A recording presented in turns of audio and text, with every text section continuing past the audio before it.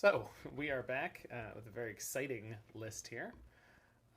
The one and only Wafotapa has been on an absolutely incredible tear recently with winning and going to the finals of multiple MTGO Modern Challenges in the last little while.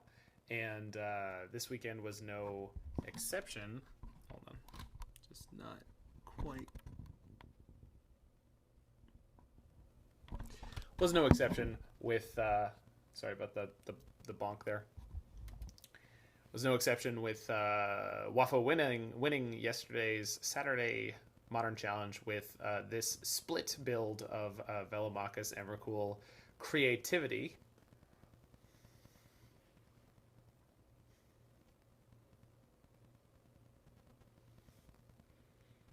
Well, thanks for the raid there, Mord. Hope your league ended up 2-3 as you were trying to squeeze that out. Sometimes you get the 5-0s easy. Sometimes they come hard.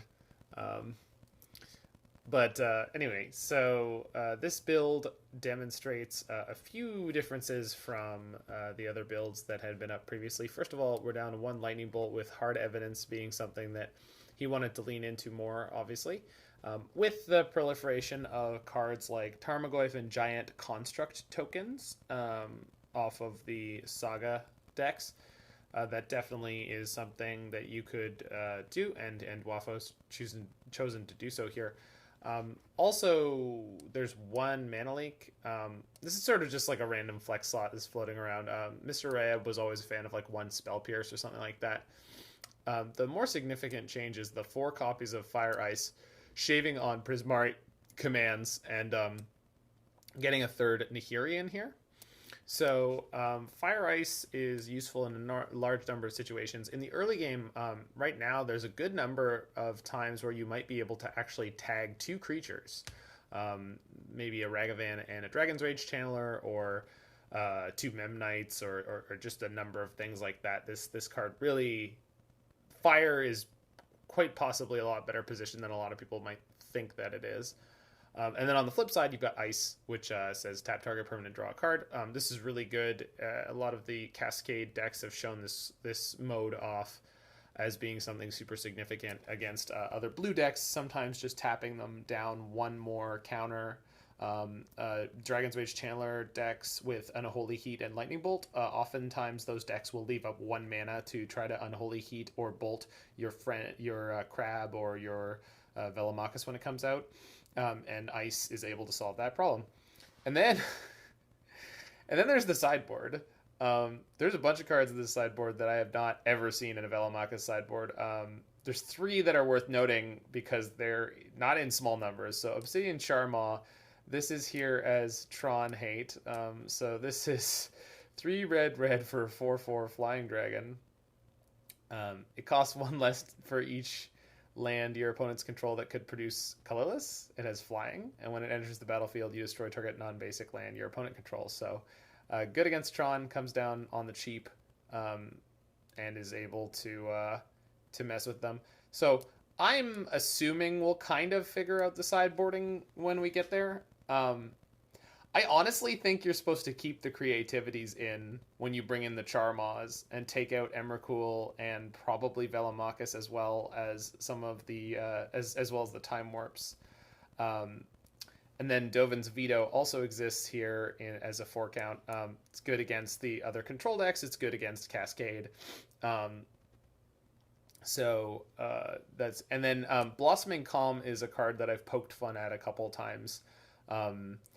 As you know, being part of Modern Horizons 2, and I've seen someone play this before.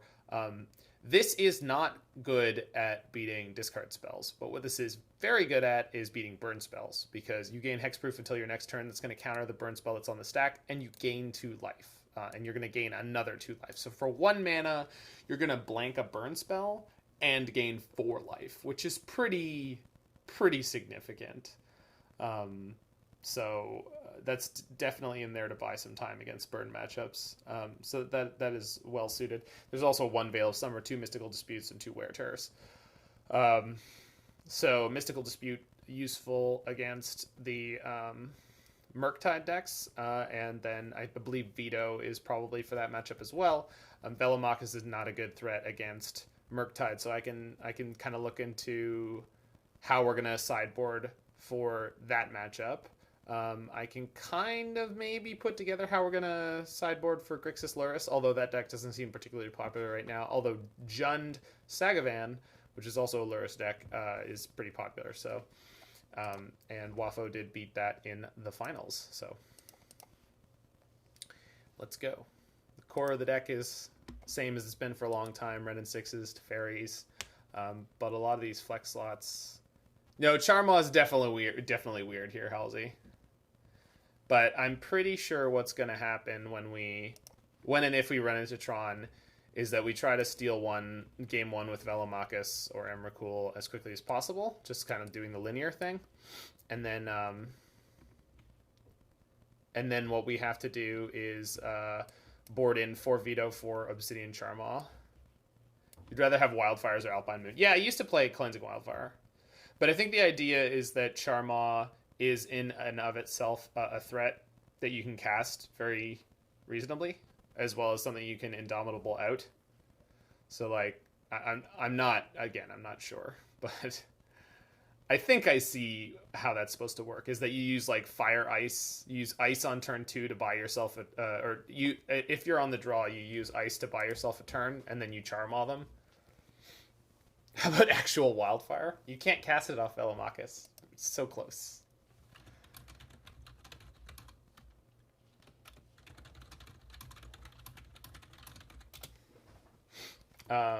On the draw in an unknown matchup with an opponent not having a companion, I think I'll keep this just because it's got Wrenn and Six of Creativity and Mana Leak.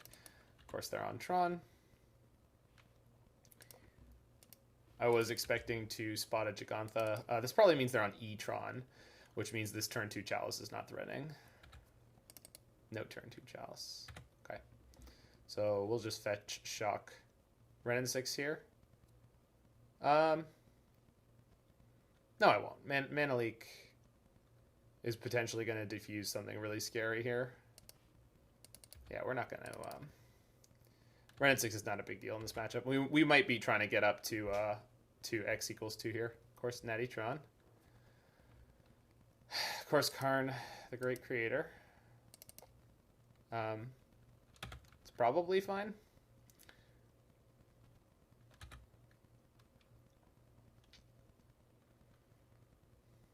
Trinisphere. That's cute.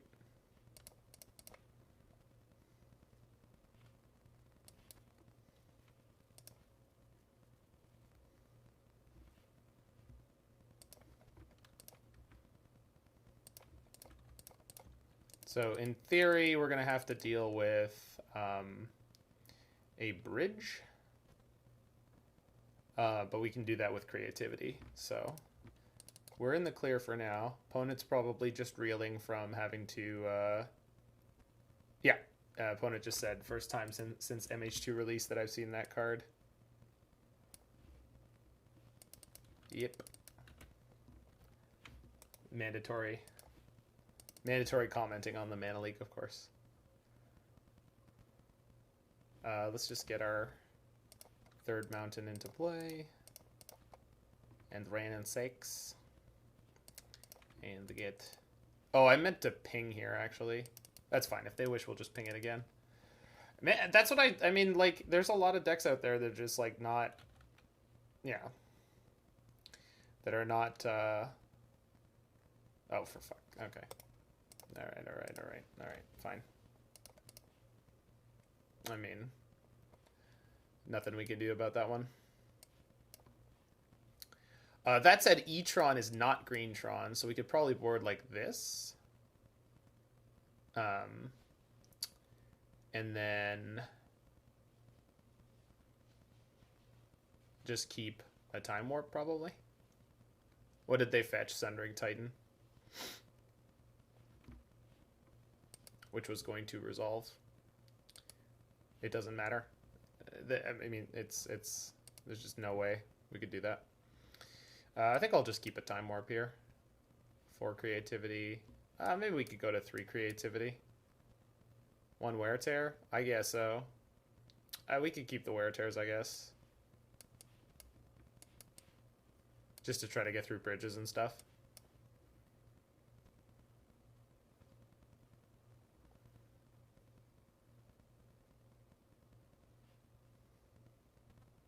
Isn't Emmy just worse than Velo here? Explain how. How does E-Tron remove Emrakul? Greentron removes Emrakul very easily. How does E-Tron remove Emrakul? The thing is, Velo's only...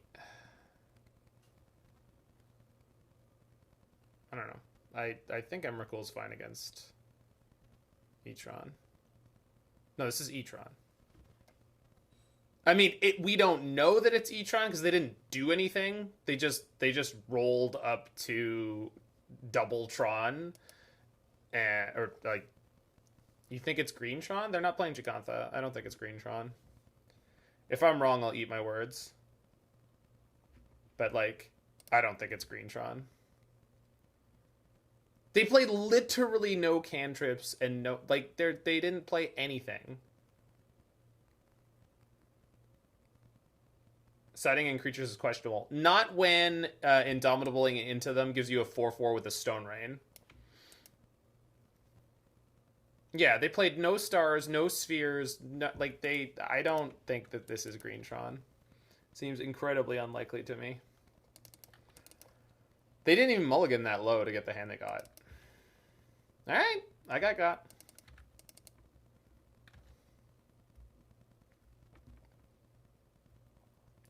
So am I going to ice them on upkeep this turn or wait until turn 3? I think waiting until turn 3 is fine. Money's on Mono Blacktron. That's an excellent waste of your money.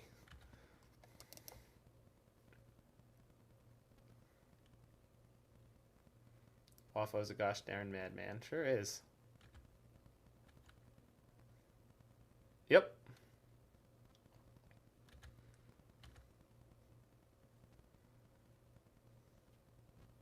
Alright, no turn 3 Tron is big for us.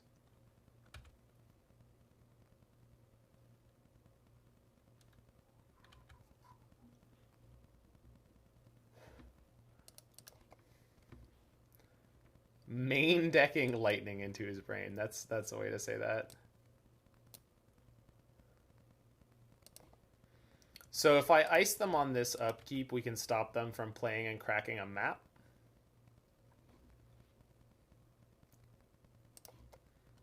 Which I think is worth doing. Yeah, I know what you meant.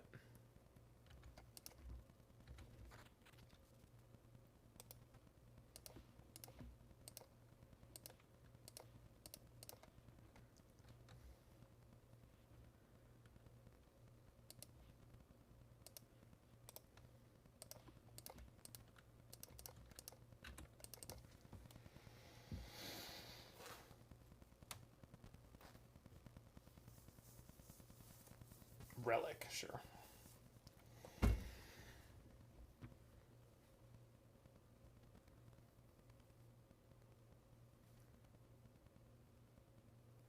So we have to creativity here and just hope that we don't hit Emrakul, which is kind of funny.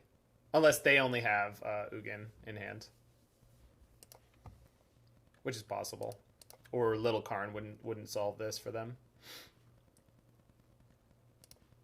I'll target my clue just in case they do have Dismember. So we're actually hoping for Charmaw here.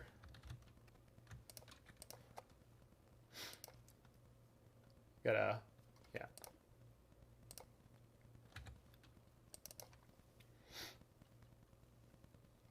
And actually, in upcoming turns, if we keep hitting lands, we can Teferi bounce our Charmaw and play it again.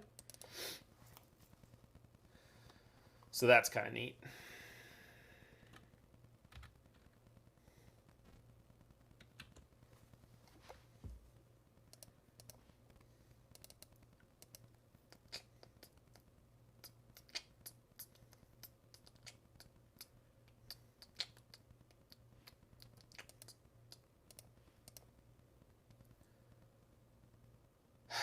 Okay.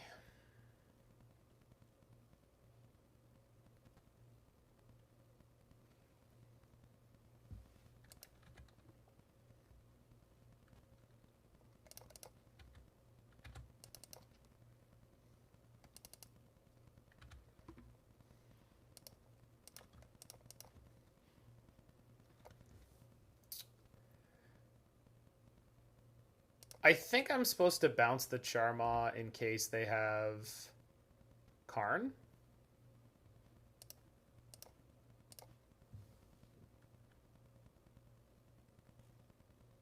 Yeah, unfortunately one mana short here.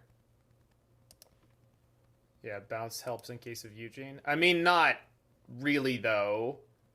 I mean, it means we get to break up their Tron, but I shouldn't have shocked there. I didn't need to. I mean, it's probably not going to hurt me. Alright, this is fine. That is correct, Canada man. Yep, that is why I did that way. Okay, they're only on 5 here? That's good for us. We get to kill another mine.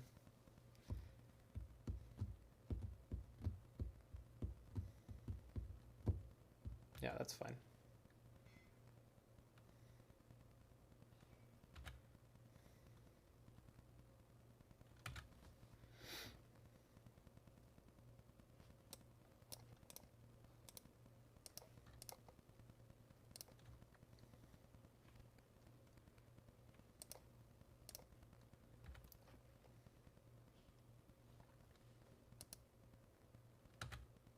Is it gonna be a dismember?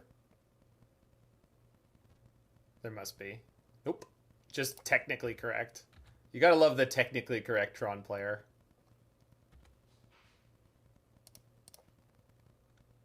They can't dismember? Oh, yeah, of course. Yeah, it was just a technically correct float. It's funny, I stopped my opponent from doing something against Teferi yesterday in paper, and yet I miss it online, and I've played it so much. Wear it. I'm kind of tempted to just bounce my Charmaw again. I think the play to win line is bounce the Charmaw again, but I'm not sure.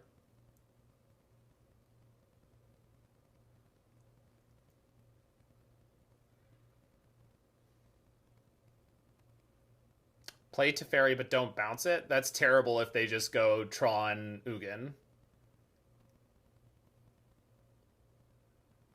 Oh, we have instant speed hard evidence right now. So if I'm not gonna... Yeah, we have to wear this now, just in case they have the next Tron land, but...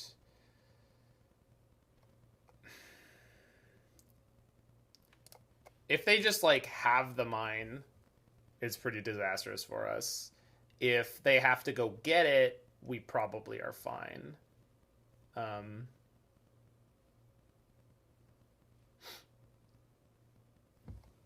think it's not worth letting this sit here. Hang over my head.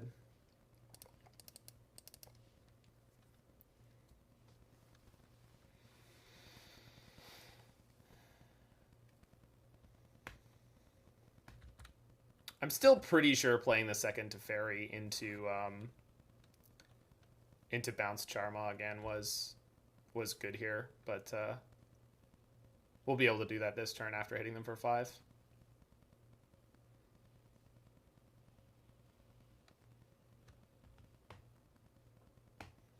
Unless they have the dismember. That's going to kill the Charmaw, and then I don't get it back. They're making a... Oh, they exiled my dwarf.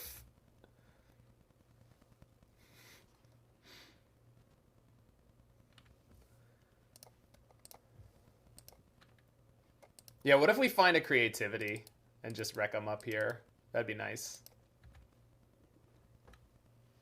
Creativity? No. All right.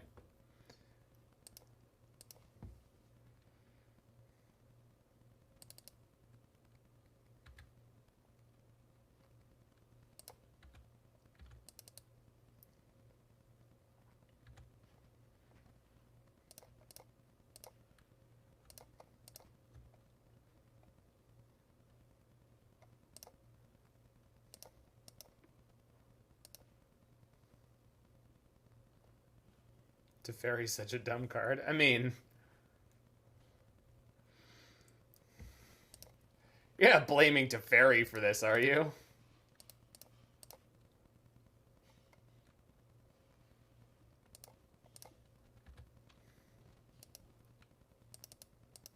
Alright, they have 1 mine left in their whole deck. I'll see him just top deck it. I mean, close enough. So we can put him to 5 here, and I have a bolt. So...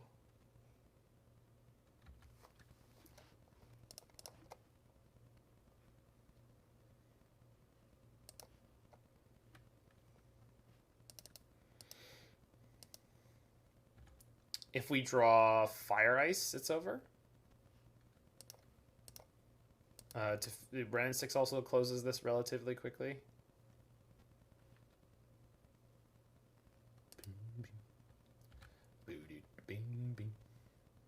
We'll give him a crab smack.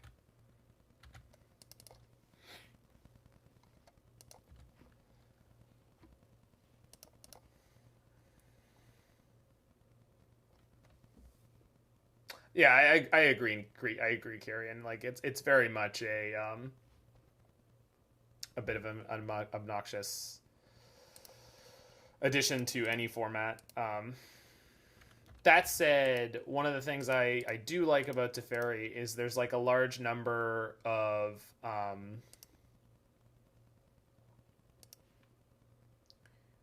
right, so we're still in huge trouble to an Ugin here.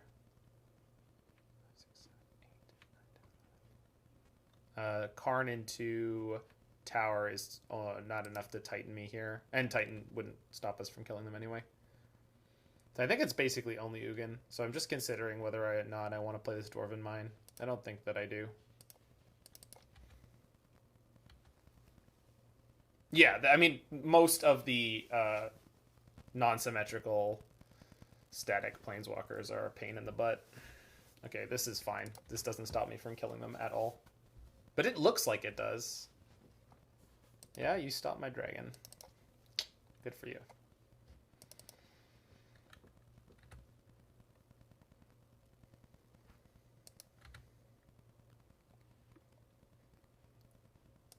Yeah, I wouldn't be surprised at all, the one. I love that this is our 1 bolt.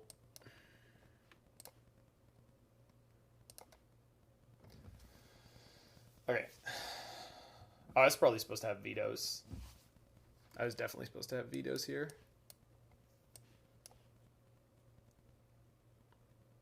It's probably better than Wear Tear.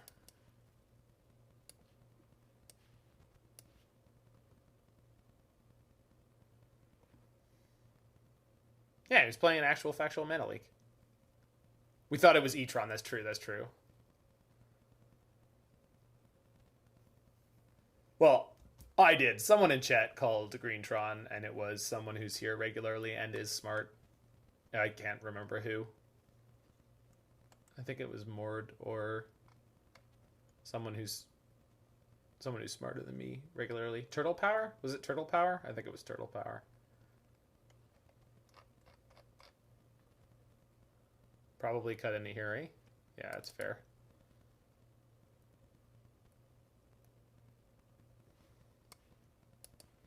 I kind of like creativity for more Charmaws, like once you survive the early turns. Yeah, Emrakul is terrible for actual Tron. But I kind of want extra creativities. If creativity is getting exactly Charmaw, that sounds like super hot.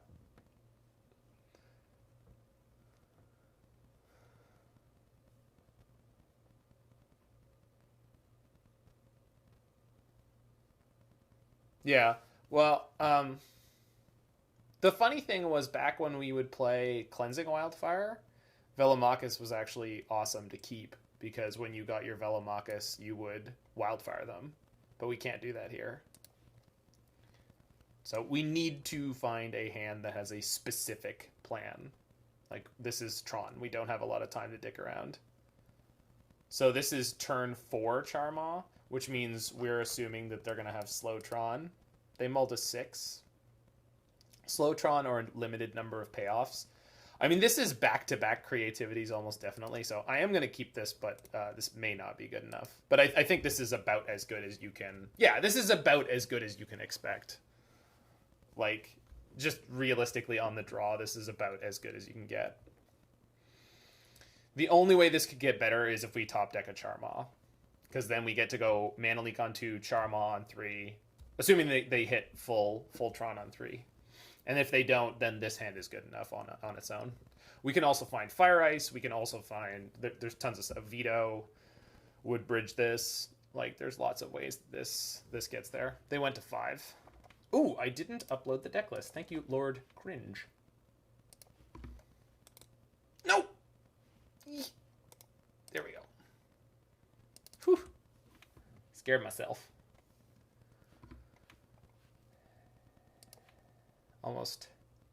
Almost hit the wrong land.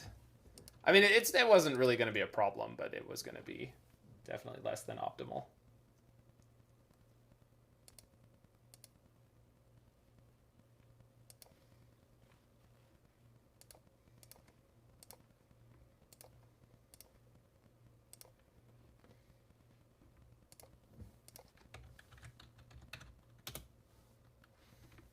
Yes, I've absolutely done that, Turtle Power.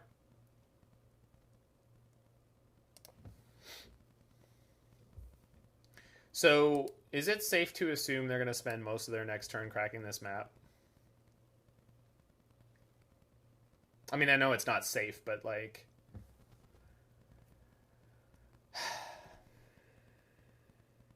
yeah, just assume they have it. Fair enough. Yeah, because if we draw a Veto or an Ice next turn, then we get paid off for that. Yeah, I mean, playing Wrenn and Six doesn't really help us much. We don't need it until turn 5.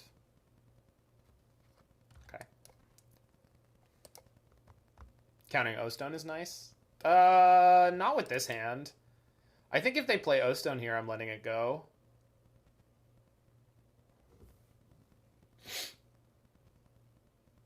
I kind of have to counter this, huh?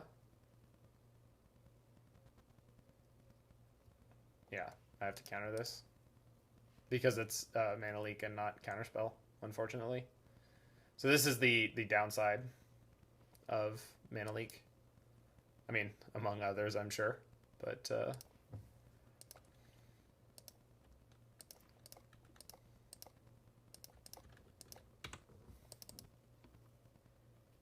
yeah, Dovin's Veto on the side seems pretty okay right now.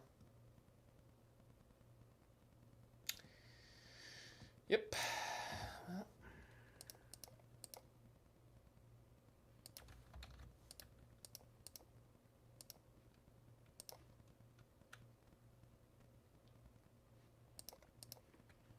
I mean, you could say you love the Veto Wrenn and Six mana base, but like... it's also the fact that this deck is just willing to take a lot of damage. Yeah, we would have been able to Mana Leak. No, we wouldn't, because they would have gotten the tower. Okay. If they exile a land, it's over. If they exile Wrenn and Six, we're okay. Because I boarded out the lightning bolt. Okay, it's over. Can't beat that. So, just a bad break there. They got us in game 1, and then... we weren't going to be able to get that. I guess I could have technically top decked Charmaw or something like that, but I'm just not willing to stay in for that. Like they got us fine, and I think that is like we didn't know how to sideboard after game 1. Necessarily, I thought it was E-Tron. Tron is completely fine. Tron is completely fine. Yeah, Spike has passed. Principe, which I meant to tweet about.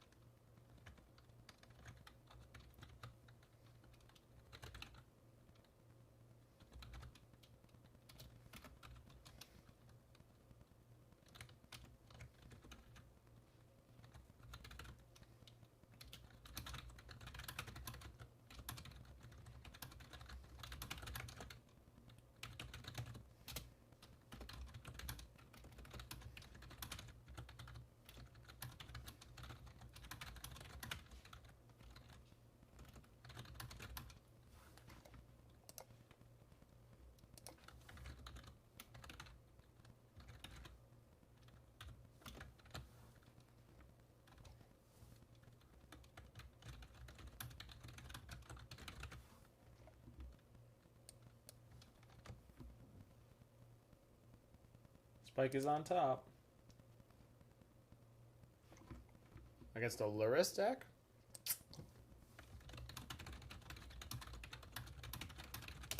Against the Luris deck and on the draw. If this is Hammer Time, we have a Prismatic Ending for the early game. If this is a discard-based deck, I'm probably just going to keep this mediocre 7 that has Prismatic Ending Teferi.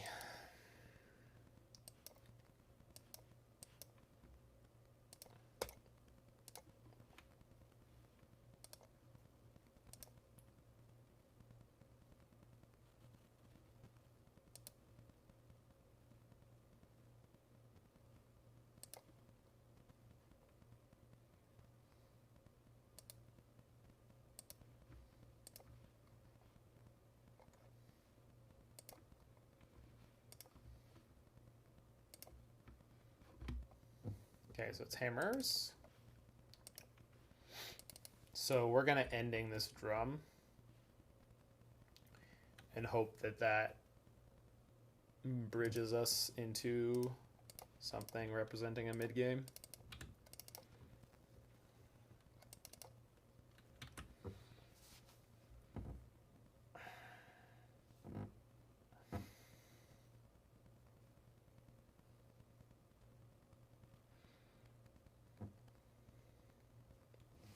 Your most trusted source in modern journalism, Canadian Bobo. You also got to get your news from Bamzing.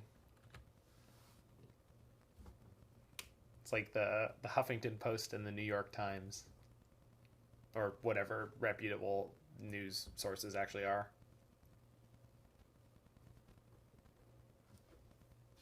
Opponent said that is not funny when I ending their Springleaf Drum. I thought it was funny.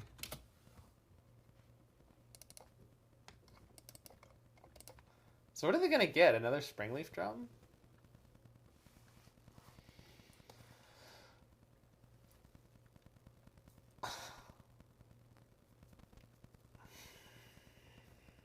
Go get Shadow Spear.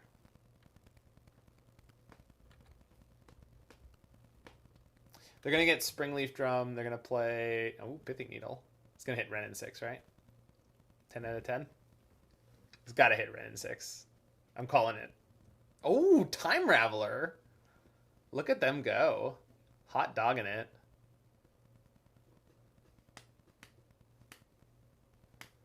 And Luris to hand. That is very slow.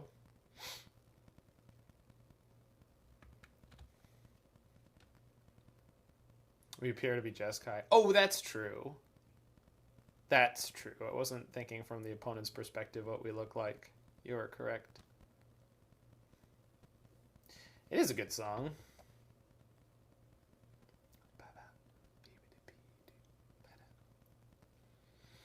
I don't really feel like tapping down against them, so I'm going to pretend I still have stuff to do.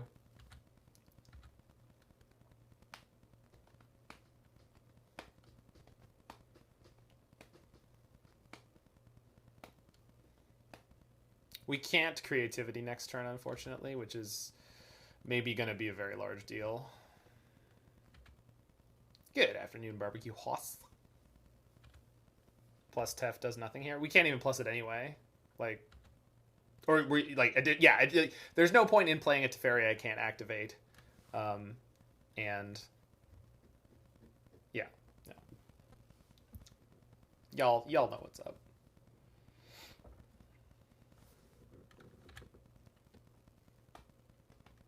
This is the funniest Luris I've seen in a while. So, do I fetch, like, Steam Vents here? I think I do.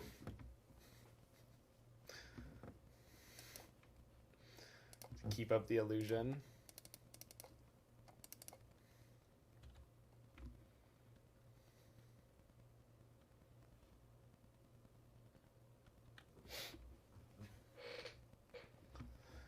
So... I'm almost definitely supposed to play Nahiri this turn, but that means, like, that gives me, like, the highest likelihood of dying to hammer nonsense. Whereas inaction into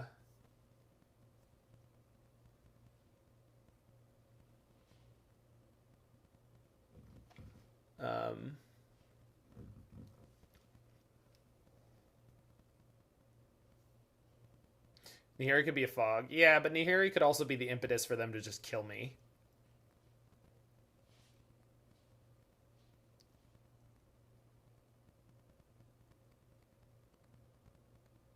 They're going to go for it anyway if they have aid. Sure, I guess so. Alright, fine.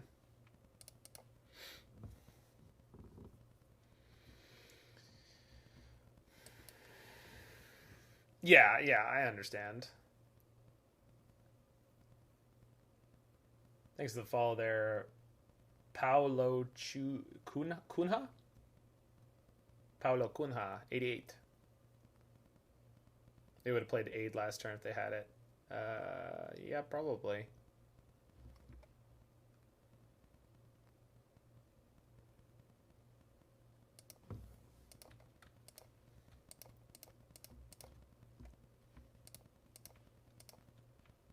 All right. Don't immediately kill me, opponent. It's not fair that you were on the play and that my hand was awful. How dead am I?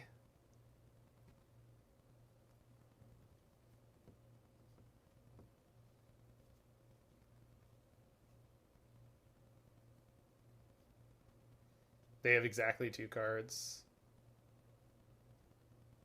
Okay, I'm assuming I'm not dead and they're just pushing everything at Nahiri to put it to 1.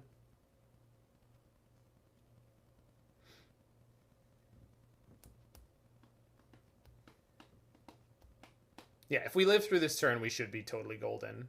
We play the land next turn, we pass. Unless I draw a fetch, then I'll go Time Warp into Indomitable X2.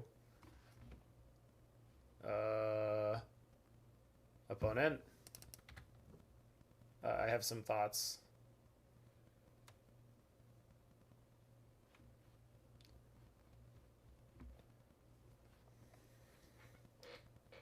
Opponent says, oops. I think they meant to attack Nahiri. Yep, they did. Oops, XD.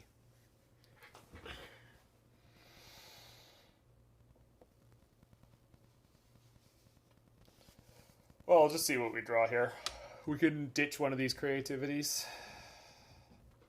So they had the aid, but no hammer.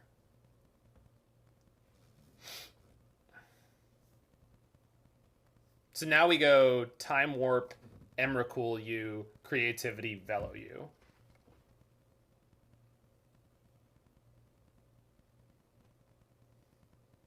No, that's not how that works. Yeah, it is. Yeah. That is how that works.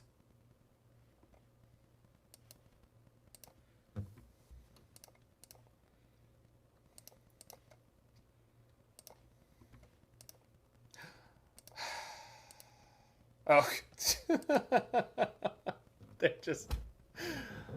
Okay, that's fair. I'll be back in a second.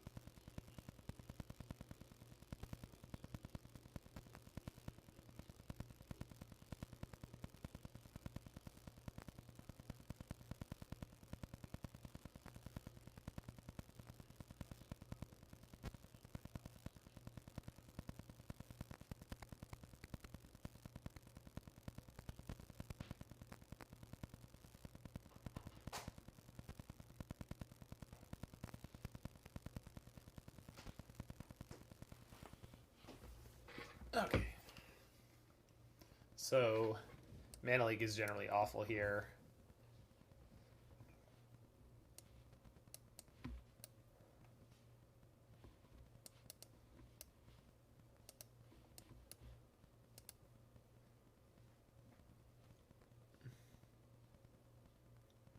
Charmaw could be medium. The thing is, it gets in the way of the bigger creatures. I don't think it's worth it. They also play like only sagas that produce colorless, right? So it's going to get a maximum of like 2 cost reduction, which I don't think is anywhere near worth it.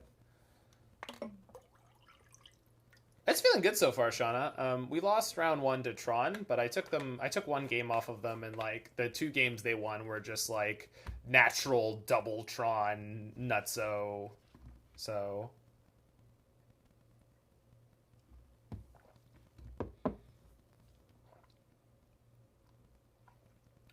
what's the other cut here? Nahiri or Teferi? I think it's probably a Teferi.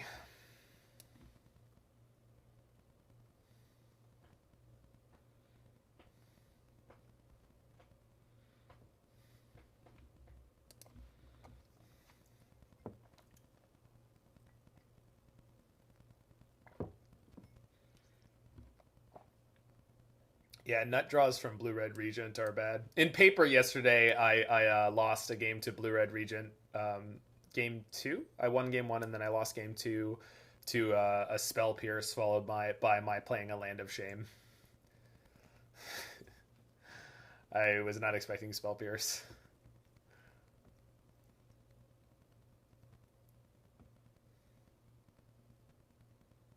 Yeah, we'll keep this one. We're a 24 land deck. We'll be fine. We got lots of early interaction.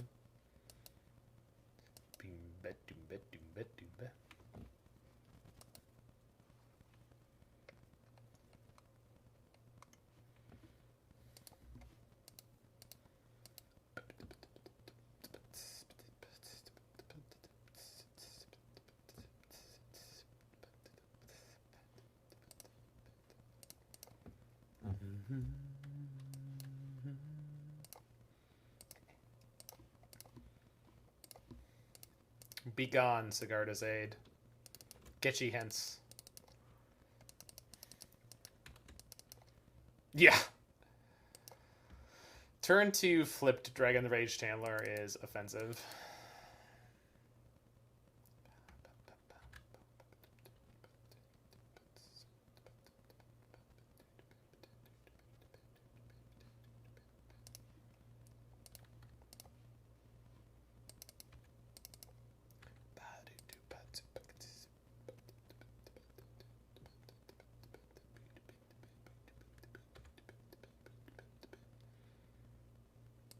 Oof. Good thing we have the tools to beat these. Boom, bat, boom, bat, boom, bat, boom, bat. Boom, bat, boom, bat, boom, bat, boom, bat.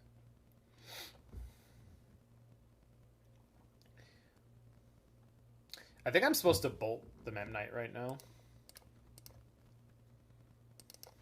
I have to keep their artifact count low. This is not killing constructs unless I manage their numbers.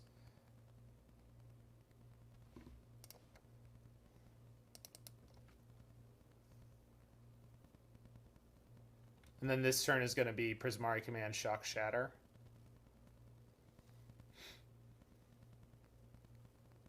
I can't let them Pithing Needle my Scalding Tarn.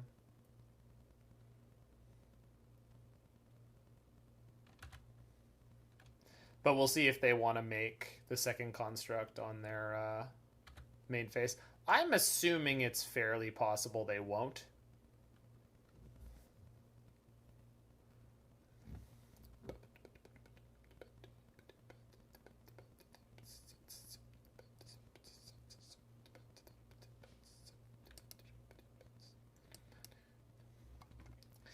I think one of the problems actually is I hit a point a couple months back where I've been playing Magic Online enough that I kind of assume everything happening by rote, and I'm not actually using my eyes enough to look at what's happening. Cool, so that's fine. Now I can respond, no problem. But yeah, so I was just assuming a lot of the time like what was going on the stack in what order and not actually looking, and you shouldn't do that because you will get yourself got. So So what are they getting here? Pithing Needle. I'm going to call Teferi Time Raveler again, I assume. Yep.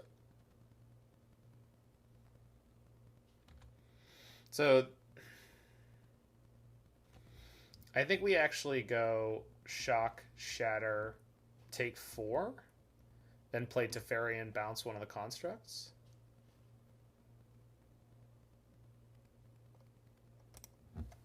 Yeah.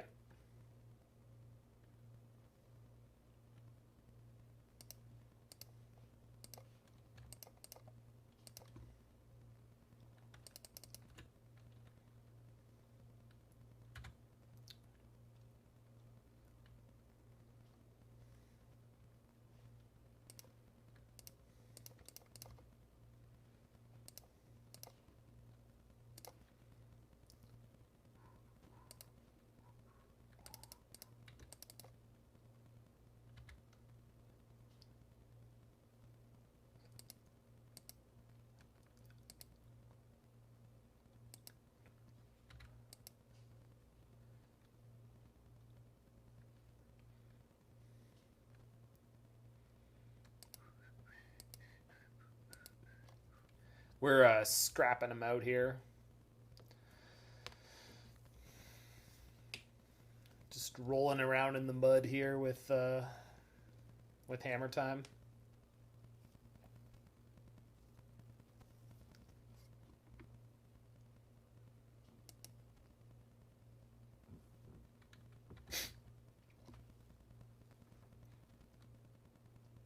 It's actually just a this is actually generally a dangerous card in this matchup. This could be incredibly dangerous if it had come up at a different moment. It also means I'm not going to be able to ice the construct, but that's okay because I've got Hard at inset minimum. That is an insane draw.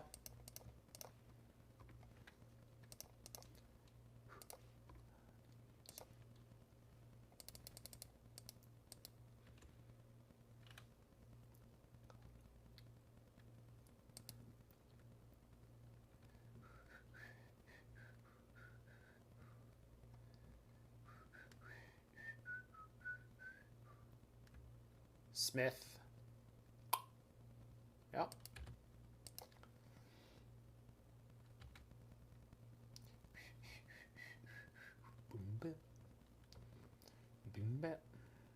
Memnite.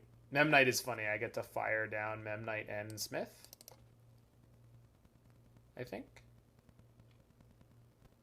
Which means I can do that this way. Okay. And then we can still Time Warp next turn and just tear away with this game.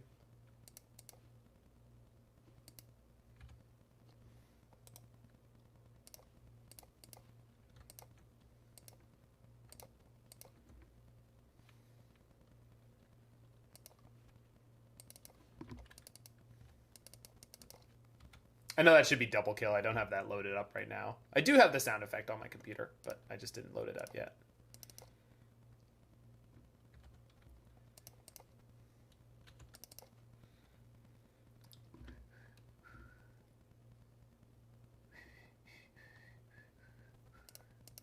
Huh. Is that a good draw? We have boat noise? Sure.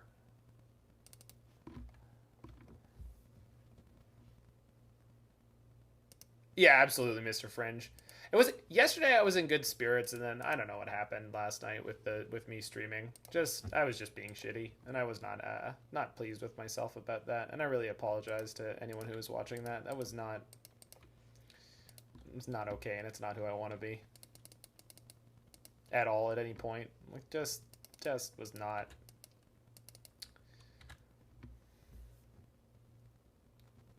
I did. Yeah.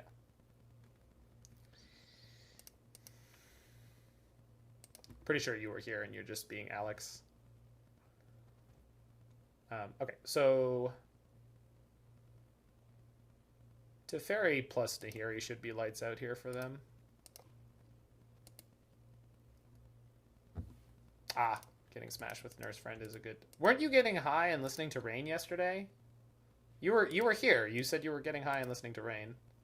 Yeah, you were here at some point, right around then. Opponent says GG's. Certainly looks like it.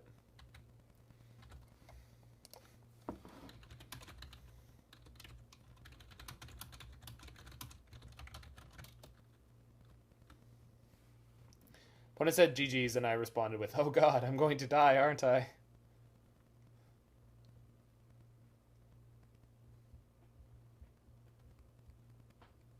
Alex has also had multiple concussions over the last couple of years, so... And considering the amount of information he has to... Yeah, exactly. That's exactly what I'm expecting, Mord.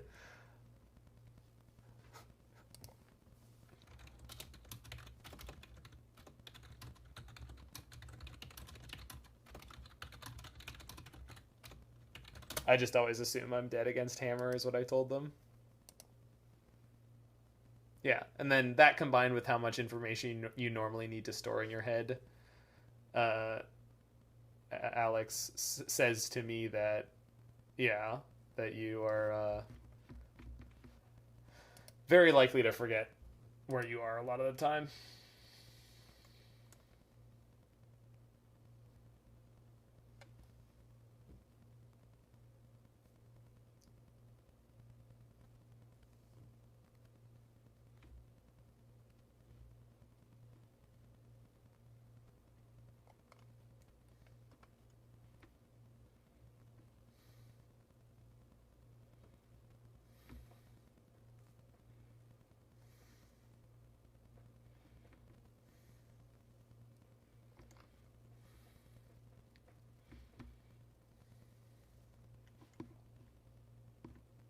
Oh, you should probably kick the client.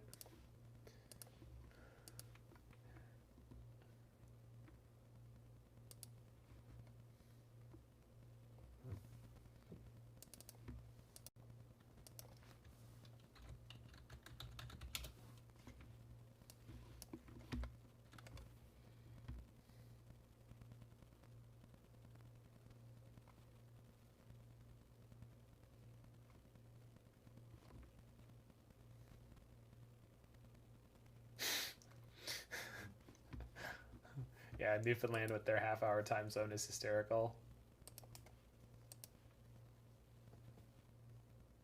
Huh.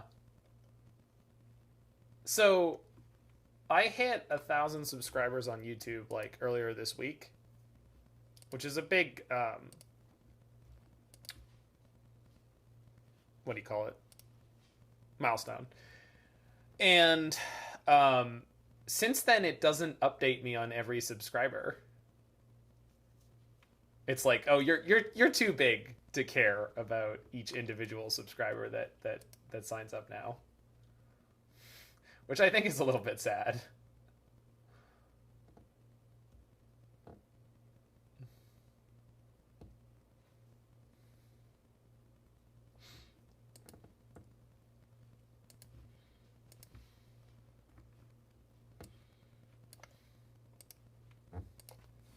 Let's get the double kill sound. Thanks, Barbecue Sauce. Yeah, it's been a big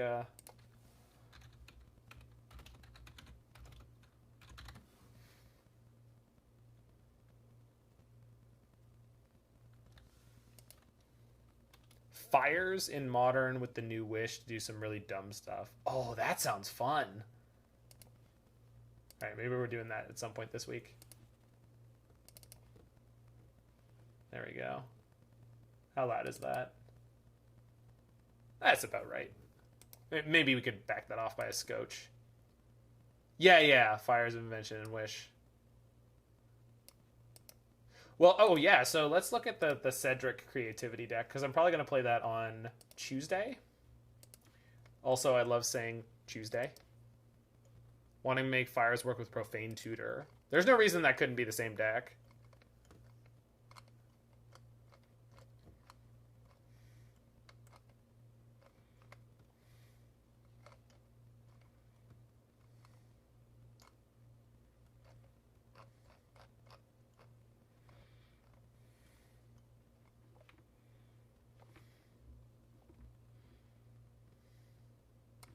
Yeah, you should, Mord. That's a sick technology. There's no way Strike It Rich is a card this deck should be playing, right? I don't. Um, I guess it's a way to get a turn 2 Teferi. But I feel like this deck, more than any of the other enigmatic decks I've ever seen, would want to play Explore. They're playing Iteration, too. I don't like your build, Cedric. They're not playing Wrenn and Six, and they're not playing Dryad, which I felt like they would want to play with Iteration. I feel like Iteration and Dryad would be a whole thing. All right, on the draw, Mr. Cafulit is usually a hard control player. Why do I feel like that means Mr. Cauliflower? I mean, this is a bad hand, but it's got a turn 3 Teferi, turn 4 Nahiri, and we'll draw into what we need against hard control, assuming that they are on hard control, and there they are. Leading on Hallowed Fountain into nothing.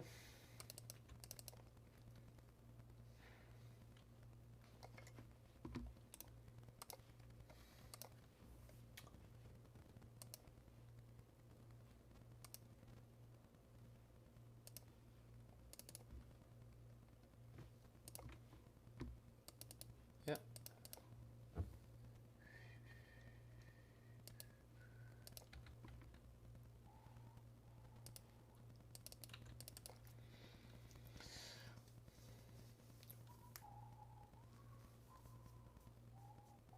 Please play Teferi. Do it. Just slam it.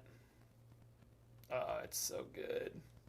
Okay, they do occasionally play Force of Negation now, so have to be a little bit wary of that one, but not too much. There we go. I squared up a little bit. That's fine.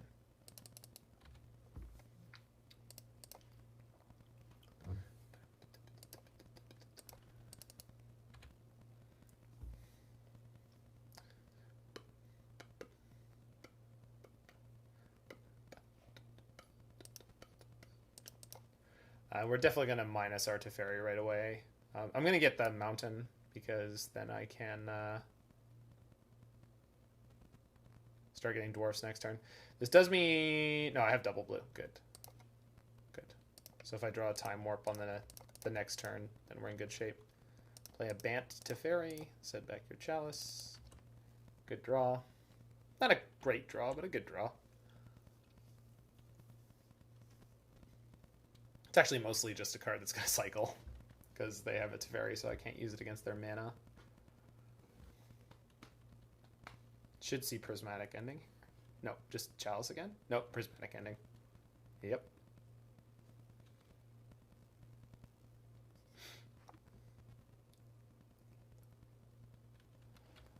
So they have a Teferi on 5, which means they didn't tick it up.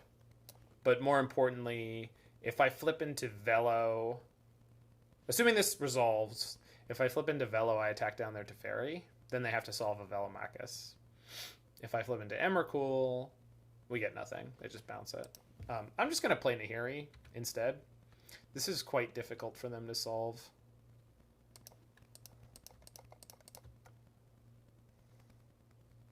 Probably just pitch the plains here. They're not attacking my mana.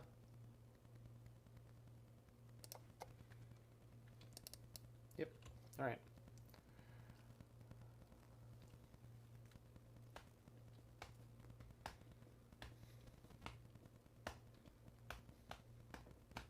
Oh yeah, we have a song queue. Sorry. That actually has songs in it.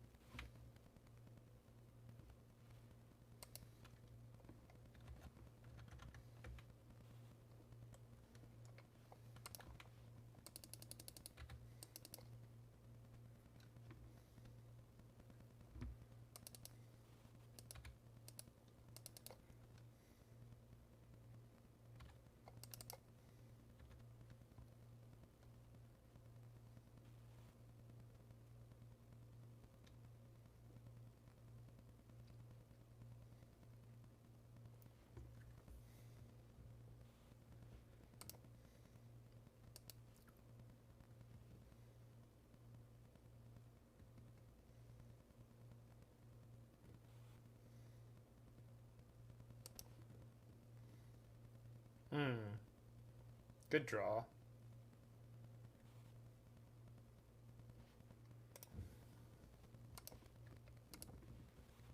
So we fire here.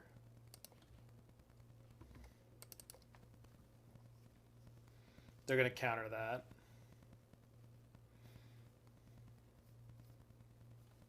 They're not going to counter that.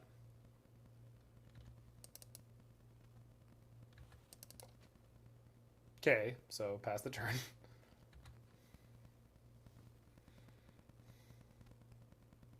Archmage's Charm, draw 2. 1/1 Shark.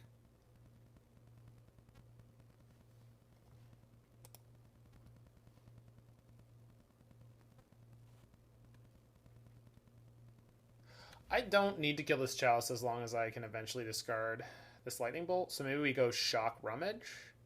Yeah, Shock Rummage.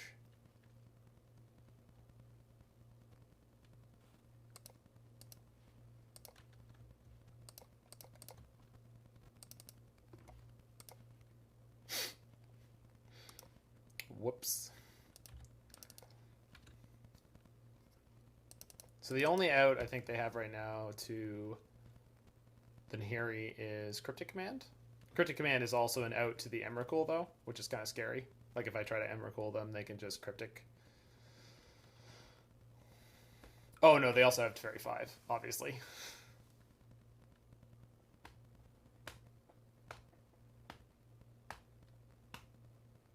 But then I get to Indomitable X2 for Velomachus and Emrakul. So, seems like they're in a Splinter Twin kind of situation.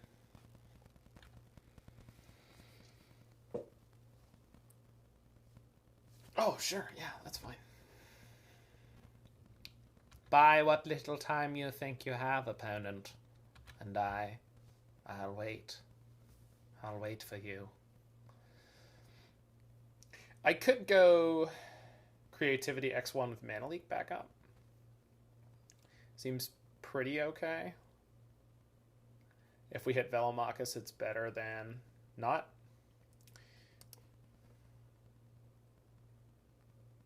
Yeah, I kind of like that.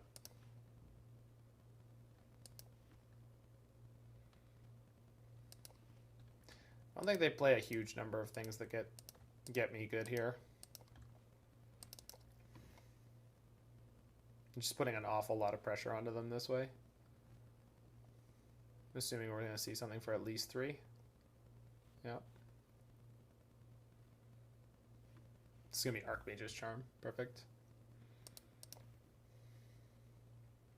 Oh, they're trying to steal it. That's cute. So then they get a Solitude.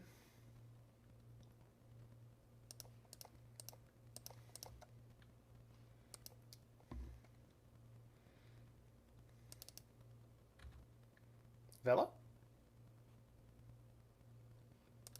Spaghetti.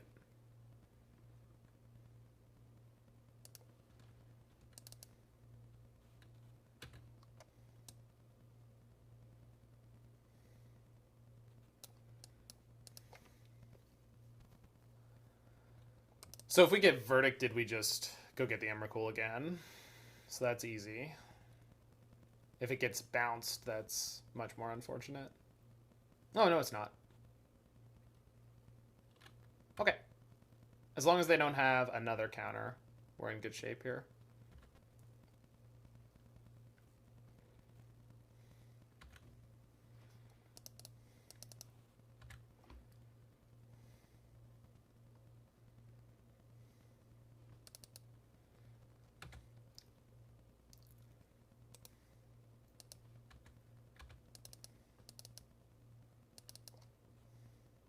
Perfect. Oh, maybe not. Oh, no, it's good. Okay, perfect. You died, opponent.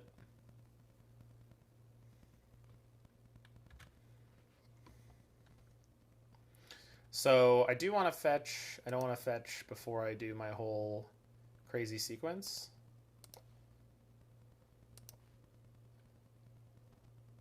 Nice. So that's good. Now I can fetch.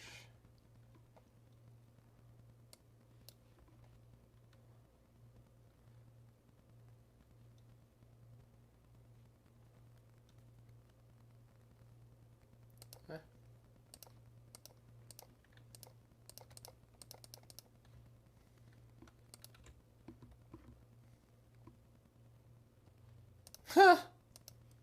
Banger.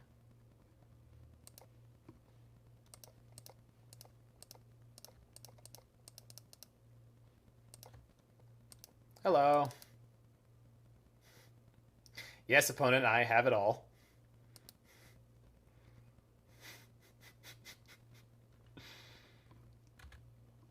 I don't know, attack you.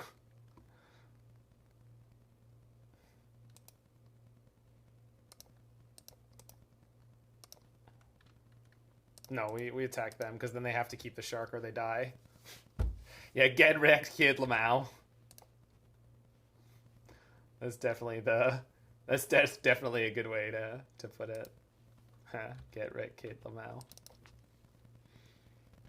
Like, we still have the Nahiri to discard the Emrakul again at the next turn. They have to keep the shark token.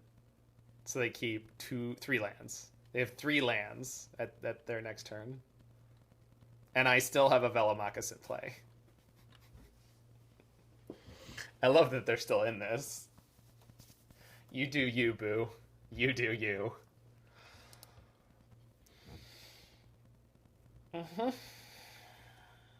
Look at that Nahiri card advantage. She put an Emrakul into my hand. It's so powerful.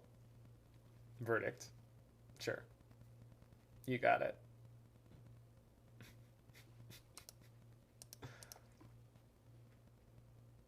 All right, now send it back. Hold on now, we gonna do it again.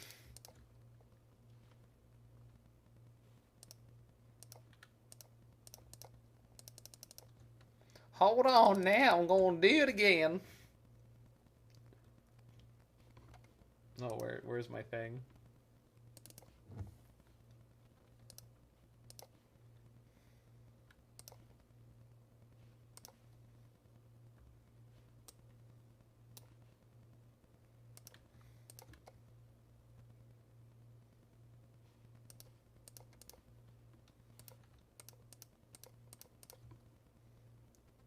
Hello. They're back.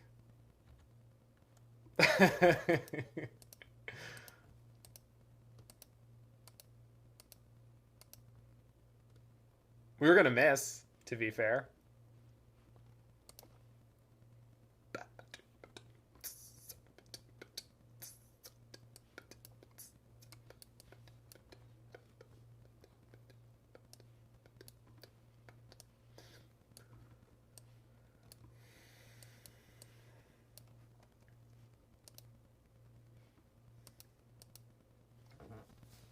I think that's how I want to sideboard.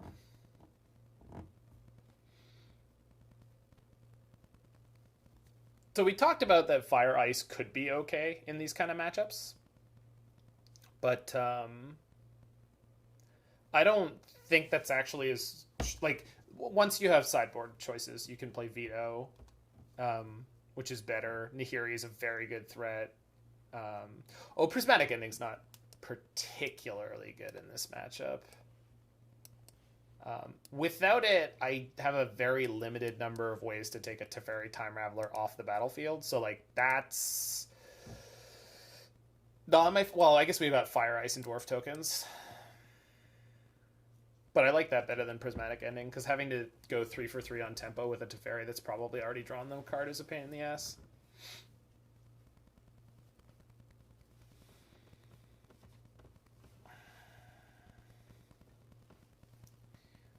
The most important thing about this game is this is one of those games that you have to play like you're like an old school player. And I mean like old school, like 93 and 94, where where you have to keep track of how many threats there are on your deck versus your opponent's number of Swords to Plowshares. All right, we're going to keep this bottom Emrakul.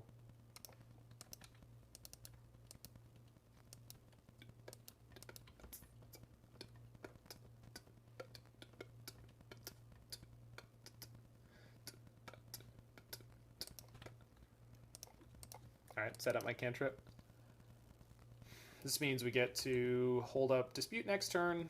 We have the potential to crack the clue. If they want a Prismatic Ending either my Crab or my Clue token, that's totally fine by me.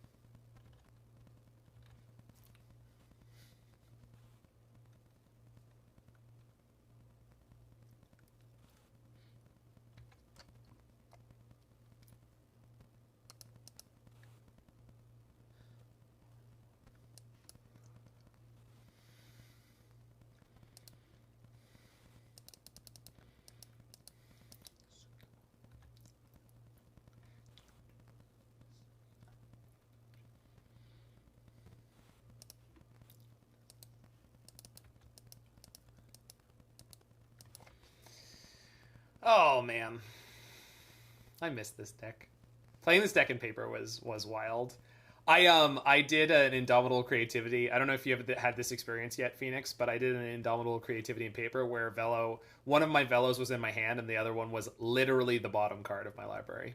Literally the bottom. Just kept going.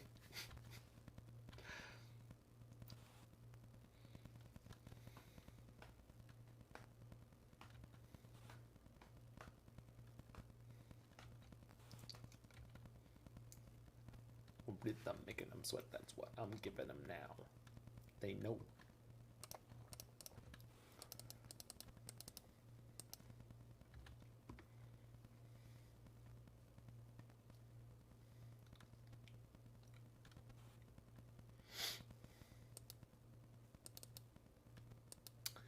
Sure.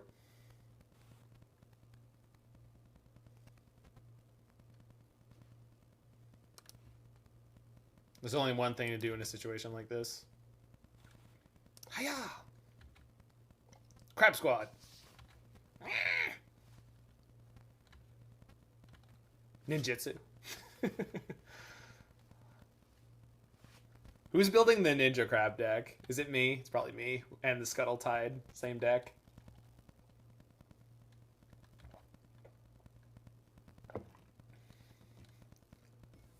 That black Changeling card is also a crab. Just so we're all clear. Oh, you got to send the message. I mean, what are we doing?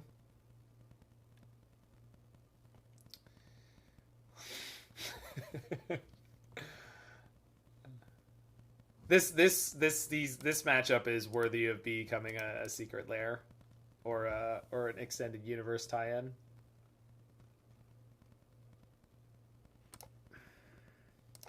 I'm pretty sure I'm just supposed to play a Teferi here. If it doesn't resolve, play land pass. Yeah.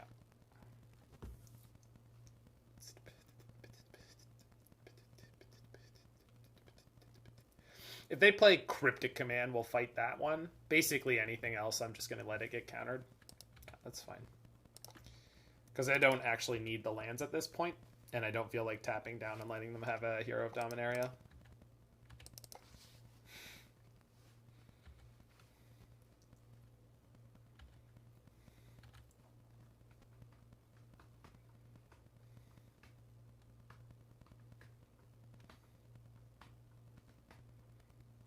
Sure. We just need to draw a Veto, and then we'll be in a pretty good spot.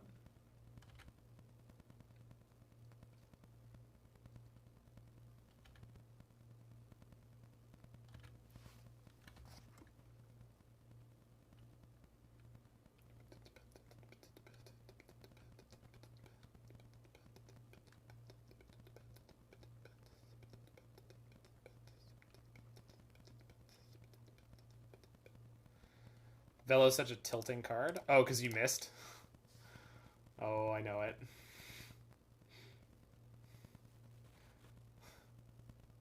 Missing with Velo is...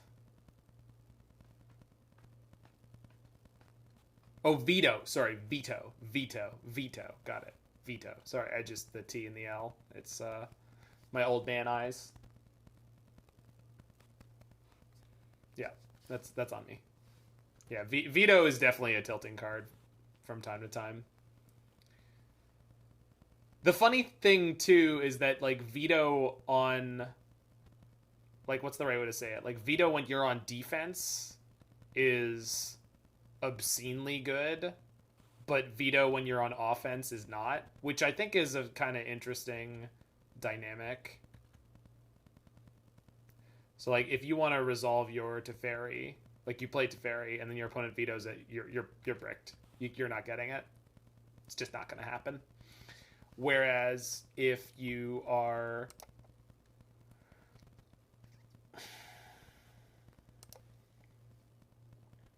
trying to stop your opponent's thing with a veto, it's just like, yep, that's not going to happen. Veto is going to block it.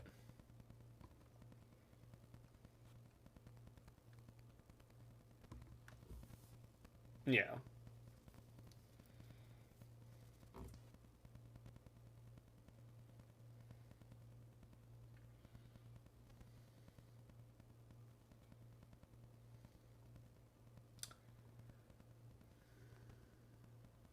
Easy Wrenn? You think so?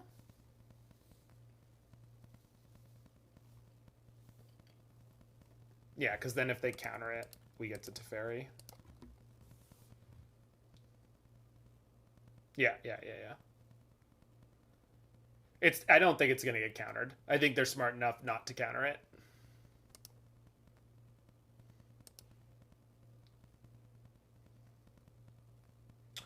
This makes it vulnerable to Fire Ice.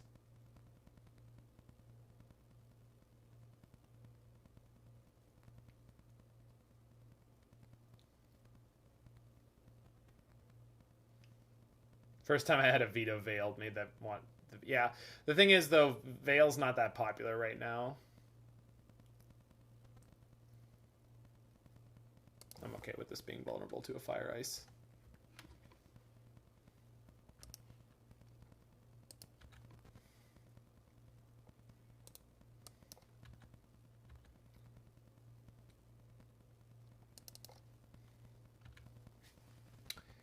If I can get up to 8 mana, we can do Teferi into Indomitable X2.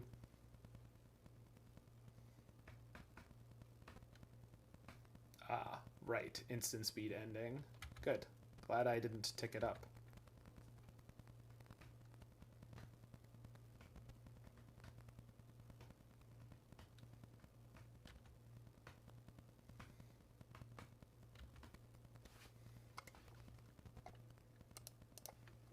Also, how you doing there, Spider?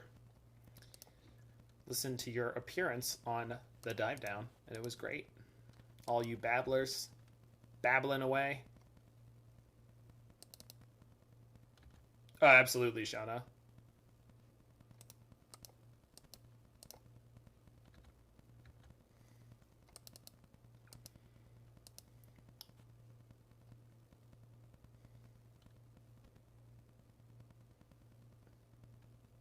We just need to play Urza Saga and Azuran Orb.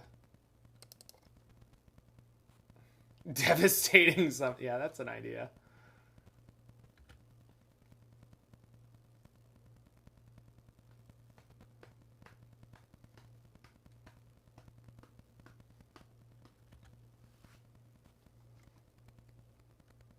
Man, the sharks are really frustrating against us, huh? Okay. Well.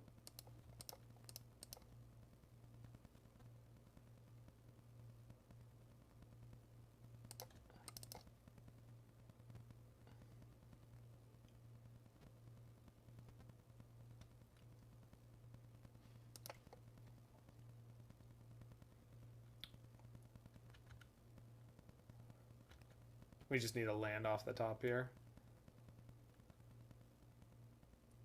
Cool.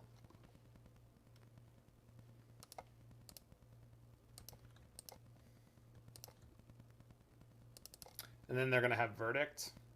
But if they don't have Verdict...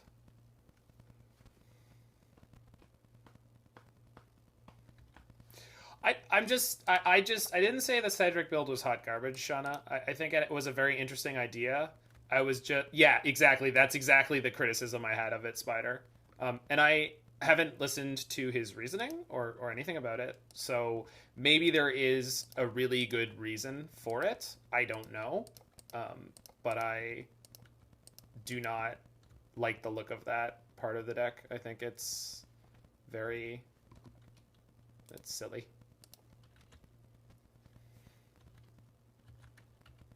Strike is 2 spells, kind of. Yeah, but it's 1 card.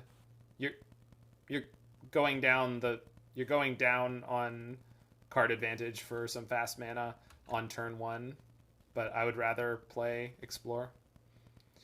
So they basically have to have... Okay, so they could just have like Cryptic here. Solves this board pretty well.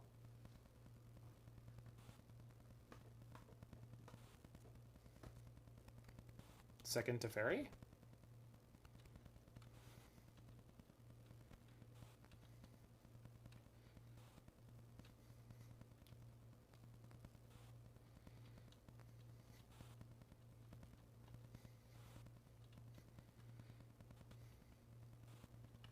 Good old hipsters are coming.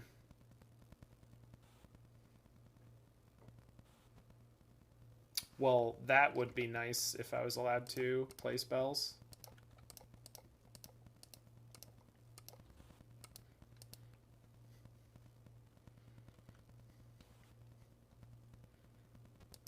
Has my hood been gentrified? I mean, it was already on the way when I was growing up. Okay, we're going to go both at Teferi. It's just too important to kill it. If they have a shark for 1, they can trade with my dwarf. Or they could jump the Velomachus, but if I was greedy and tried to get the damage on them, then they would get to kind of blow me out.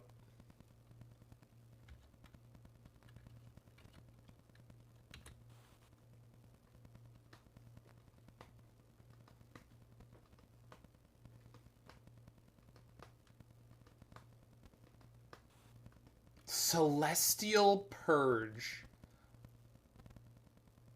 Respect.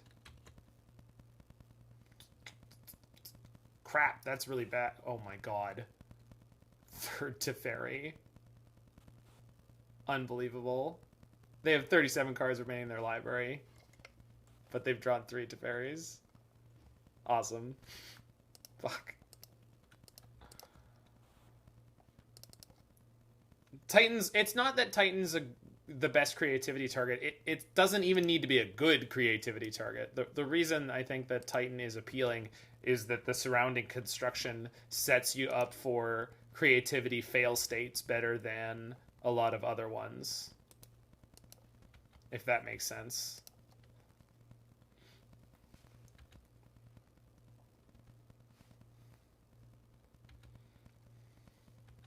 If you don't need your creativity target to do something the turn it comes in, Emrakul is the best target.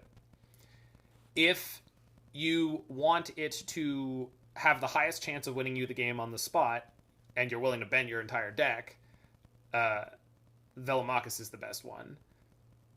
But 4 Titans is just generally kind of gross. Like you're already trying to ramp. Yeah, well, that's an interesting question, Shauna. X2 in other builds is not necessarily an instant win. Like, there is a whole... Jesus. Okay, opponent. You came here to play.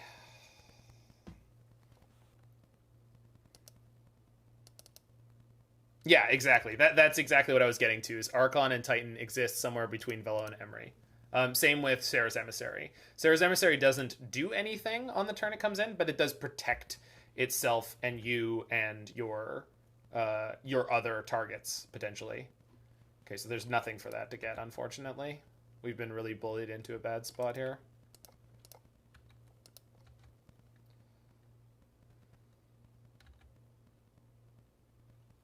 How are you coming back from Floop Double Archon? Combo kill. You just combo kill your opponent. Now, admittedly, there's not a lot of decks doing that right now, but like there was an Emry Breach list that, I say Emry Breach, Underworld Grinding Station Breach list that made 12th in the challenge that can kill you on the spot. I mean, verdicts in some cases. I know you end up discarding 2. I'm just saying it's possible.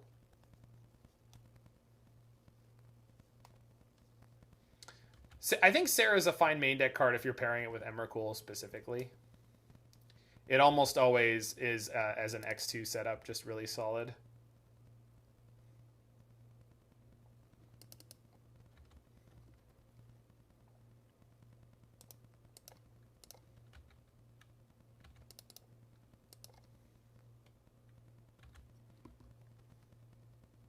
Yeah, of course Archon interacts more with the board. Archon also doesn't have a bunch of like weird percentage play things you have to do. Where it's like, well, if I name instant, they have this many cards that can maybe kill it. But if I name sorcery, they have this many cards that can maybe kill it. Any target to get alongside Emrakul to give it haste. I'm sure there is something.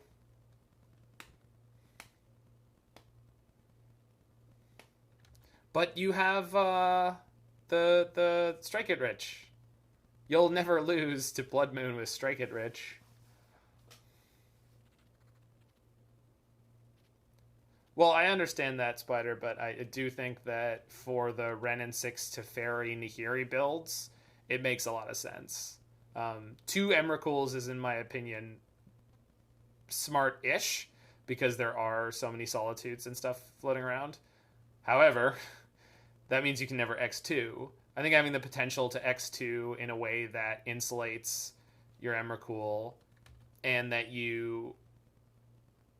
Like, these decks are just not built to X1. That's the thing. Like, they're just not. Like, you just... Oh my god, I just clicked through that because I wasn't expecting... There's the fourth Teferi, by the way. That's the fourth fucking Teferi. And I just clicked through it. Sorry, I was just trying to get my thoughts together, and I just was assuming they couldn't possibly have something that good, even though Teferi 5 was a possibility there, so that would be even worse. Whatever. Well, we're just going to scoop this game in a second, go to game 3, I think. I mean, unless they legitimately continue to have nothing here, which I couldn't possibly imagine. Yeah. Yeah, okay. I just punted that, so apologies to Wafo's deck. That was not demonstrative of how good this deck is in that matchup. We do have one more game in the matchup. I'm just going to kick the client because it's starting to chug.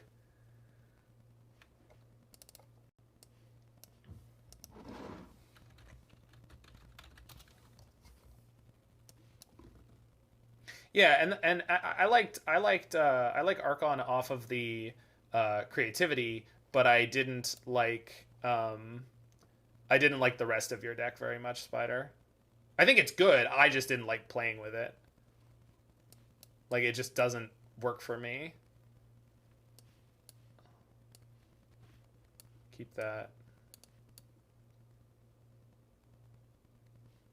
I just really, really don't like the Reanimator stuff. And if I was going to play the Reanimator stuff, I have a list that I want to try at some point that's like Jund with 4 copies of what's it called? Blah. I don't want that. 4 copies of Wrenn and Six, 4 copies of Liliana.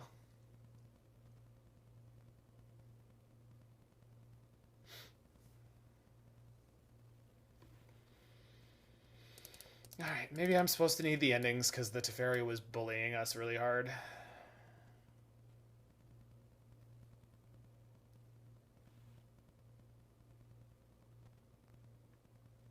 I mean, you could play 1 Mardu Triome, and you can make treasures off of, depending on how many copies of Prismari Command you're playing.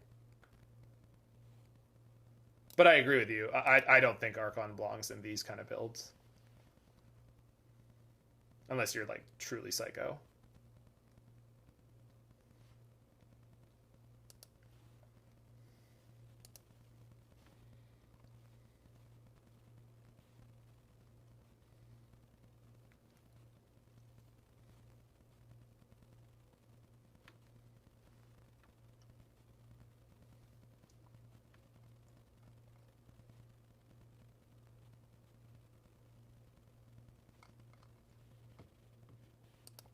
I had never tried Veto, but it does make a lot of sense.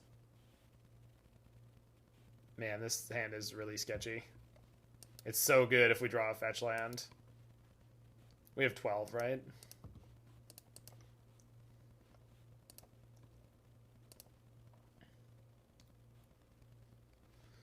Alright. Time to die.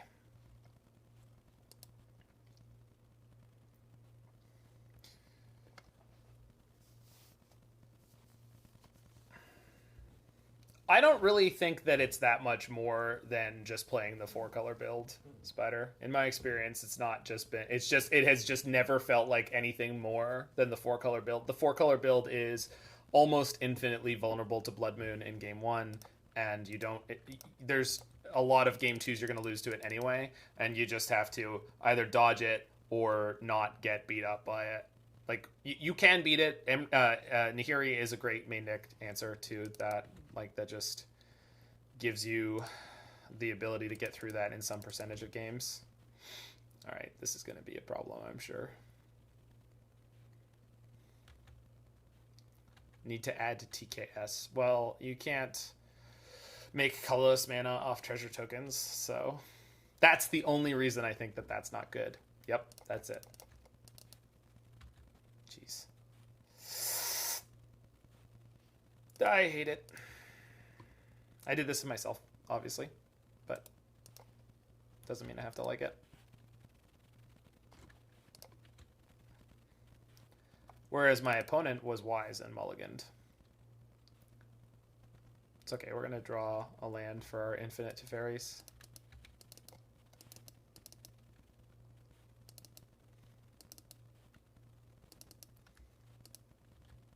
Walker Tribal? Yeah.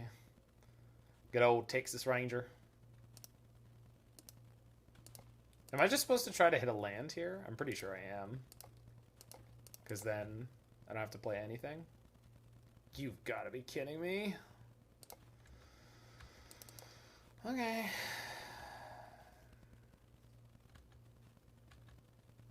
Well, you're adding something that's going to gain you life, Spider. It's clearly safe.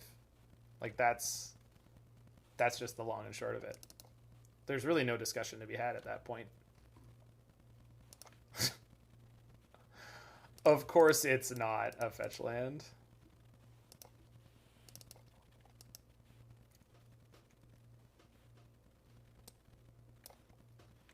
He's not white.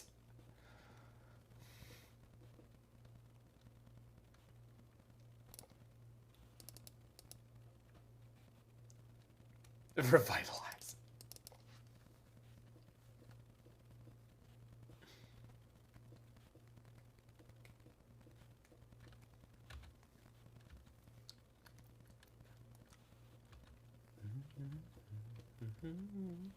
I actually saw The Offspring live once, if you can imagine it, and not when I was young, not when they were in their heyday.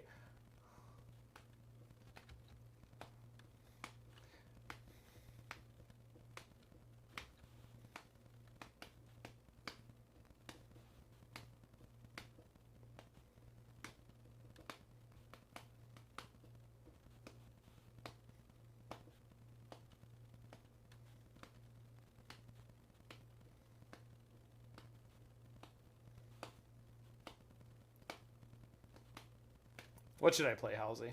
And no, I haven't listened to The Offspring's new album. Modern Elves? Yeah, I never actually got around to playing it when it was popular.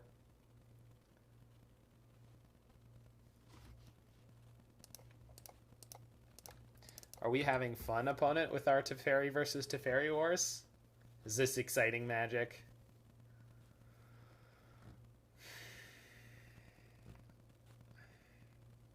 Did full house. We hit the full house. Good God. And by full house, I mean 4 of a kind? Yeah, 4 of a kind. Oh, don't worry, opponent. You can counter that one. I don't need it. I'll show you later. Teferi was a mistake? Yeah, I think so. As I've said multiple times, I like a lot of the decks that he's helped to prop up the existence of, but that doesn't mean that I don't agree with you that he was a mistake.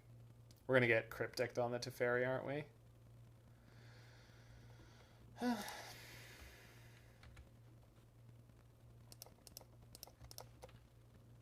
Third Teferi.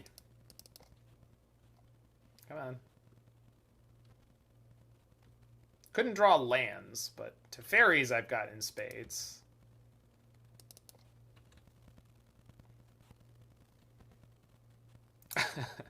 Yeah, I've seen that happen, Canada, man. I beat someone with Lantern Control in a game one where they immediately scooped the match. It was pretty great.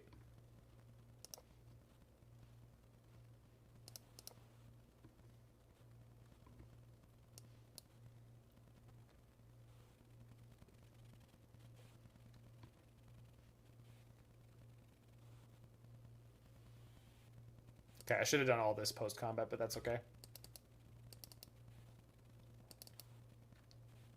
Maybe they want to ambush my dwarf. So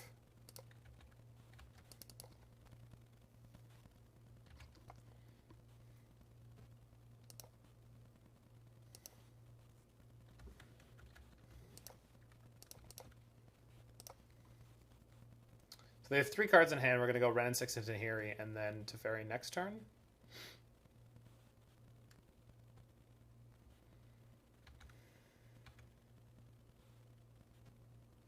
Okay, that's really good. I don't think they play anything like a Mana Leak, so I'm just going to jam this Nahiri down their throat and assume that they didn't counter Wrenn and Six because they don't have a counter.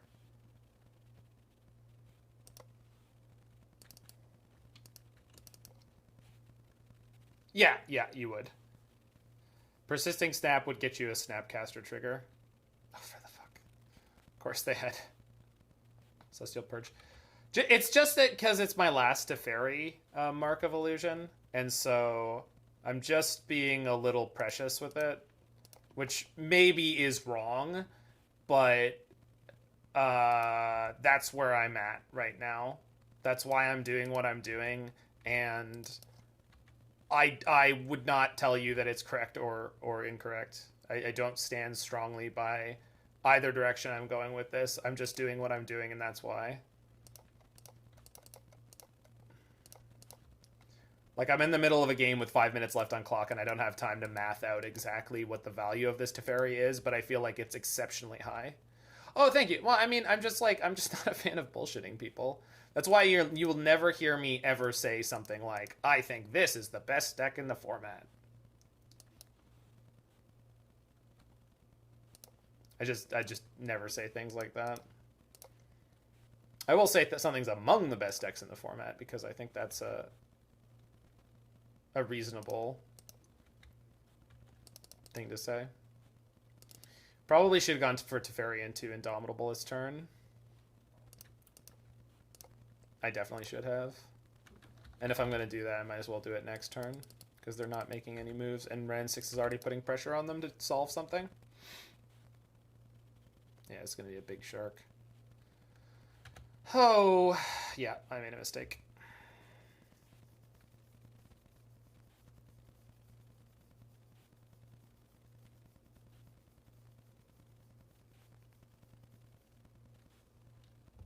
Well, we're not getting there, Canada man.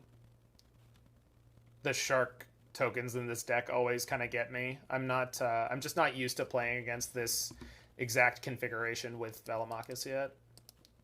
I've been playing a lot against this deck, but I move around on decks a lot, and every single deck has a different way it needs to attack this blue-white control deck. And the blue-white control deck has a lot of tools to fight you. Like, last game, they just ripped, like, 4 Teferis in a row, and it was just insanity. Like, they ripped 4 Teferis in, like, 25 cards, and it wasn't really feasible for us to fight with the resources we had.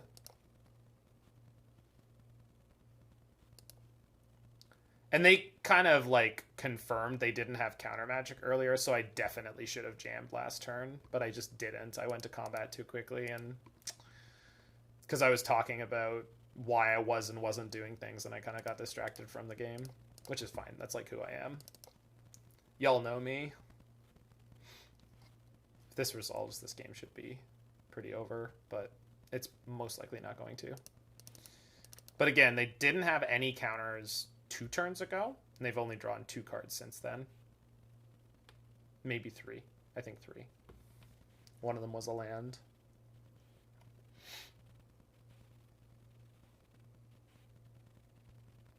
Wrenn Ultimate plus Time Warp, we would be able to win with that. We have 3 Dwarf tokens. It would be pretty easy.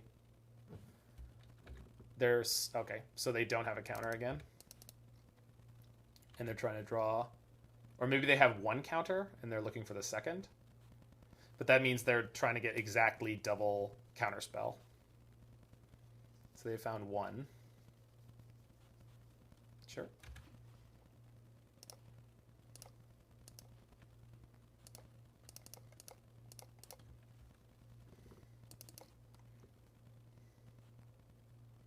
We have 3 Time Warps in 35 cards. It's not a high likelihood, but it's not too low.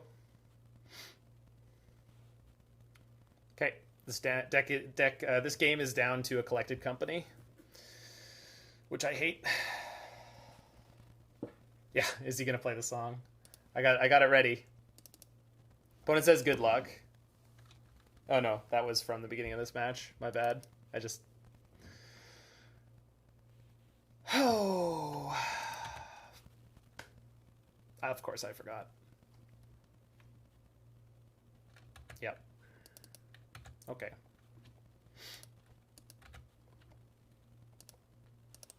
Alright, and I already did that. I didn't need to. Oh, man.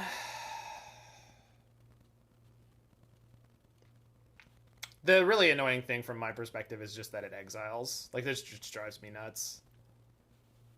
Because we can actually get stuff back repeatedly because we have an Emrakul to loop. But, whatever. It's fine.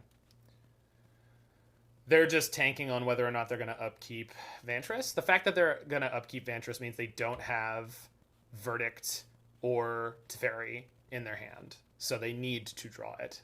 They go bottom. They've got one shot at a very small number of answers.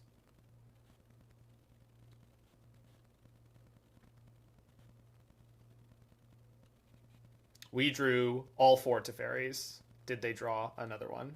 That's the question right now. Nope. Can't be cryptic.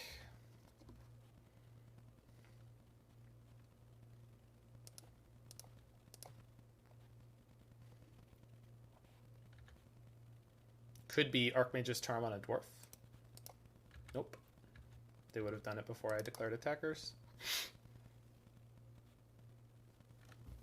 Mr. Cafouillet is Wafo's account?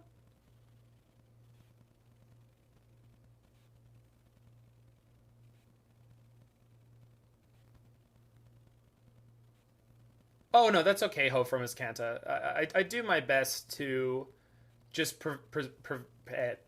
present a measured take with an amount of humility that I can. Because, like, I have a bad habit of sounding very confident, and that's why I think I try to make sure that the words I'm speaking, hopefully people are listening to the content of what I'm saying, tells you that when I am or when I am not, like, very clear on something, you know? So, like, I want to, like, for example, I want to clearly state, I think a 4-color creativity deck with only Emrakul is a payoff is a mistake. I also think that while a very, very linear only Velomachus creativity deck is really fun, and has the highest percentage chance of winning on Indomitable X=1, that's also not a good deck right now because there's way too many interactive decks that mess you up. Intellectual humility? Yeah, I guess so. I am going to grab a bottle of sparkling water from the fridge, and I will be right back for round number 4. So we lost against Tron in 3, and then we beat the blue-white deck there in 3, which felt really, really good, despite some really bad luck in one of the games, so... And I'm still not in the best mental state, which is really frustrating. Mr. Siri. Mr. Siri. Sari? I know I asked you specifically about it. I'm just not going to get it right. Mr. Sari, I think. I'll be back in 1 second. Thank you for the resub. And awesome stream earlier today. I was watching you for a while. I was on my tablet, so I didn't type a lot because I find it really frustrating. I like the discard spider. That's why... Let me pop the list up on screen that I want to test. No, hold on. That was yours. Here we go. This is a version I would really like to test at some point. The lands were wrong, so I gutted them. The sideboard had blue cards, so I pulled them out. Yeah, it's just like not stating things overconfidently is a big thing for me. It's like just say, you know, drop challenge 02 like pro, 4-1 with Yogg, lost the 5 with a hammer. Nice. Killing it.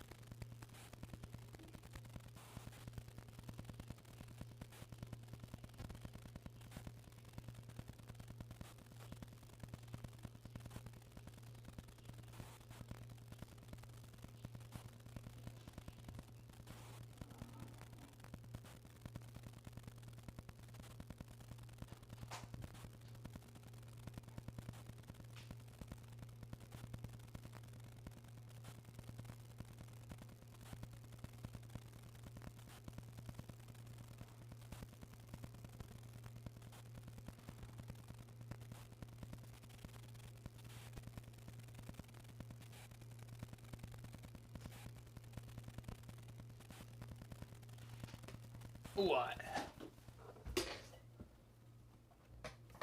Oh, I agree, Spider. But, like, we'll just take it up to 12 fetch lands and it'll work fine. Oh, it'll be fine. You're worrying about nothing. You're worrying about nothing. It should have some bone shards in it. Probably better than the fatal pushes. Plus, bone shards can kill a Murktide Regent.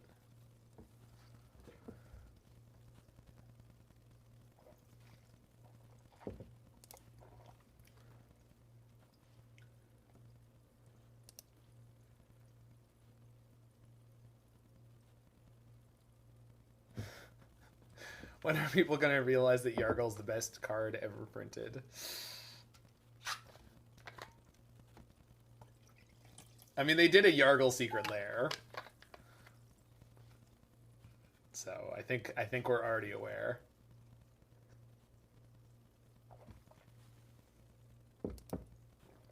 The real question is, Fibblethip Secret Lair when?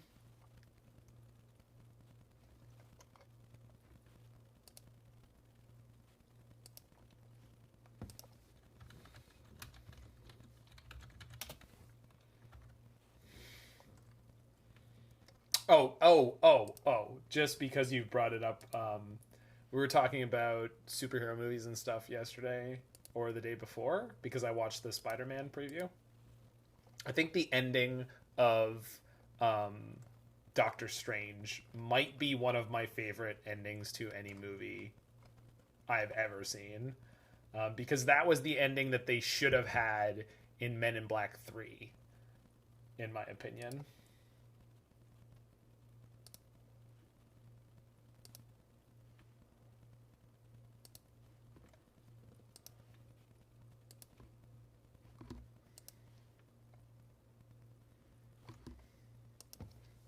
For anyone who saw Men in Black 3, which was actually pretty good. It was better than 2. 2 is not as bad as I remember it, but Men in Black 3 was a lot better. So they're on Luris. This hand is really good if we hit a second land in the top 2, but that's again not likely. But a Luris deck could be a discard deck, so I'm going to keep this and hope we get lucky here. How does one get good at Magic? Patience. Patience and humility. I really want to fetch Shock Hard Evidence here, but we're going to fetch a Triome. Jeskai Triome, most likely. Yeah, this is going to be burn. This is going to suck out loud. Oh, it's burn with a slow hand? Maybe we'll be okay.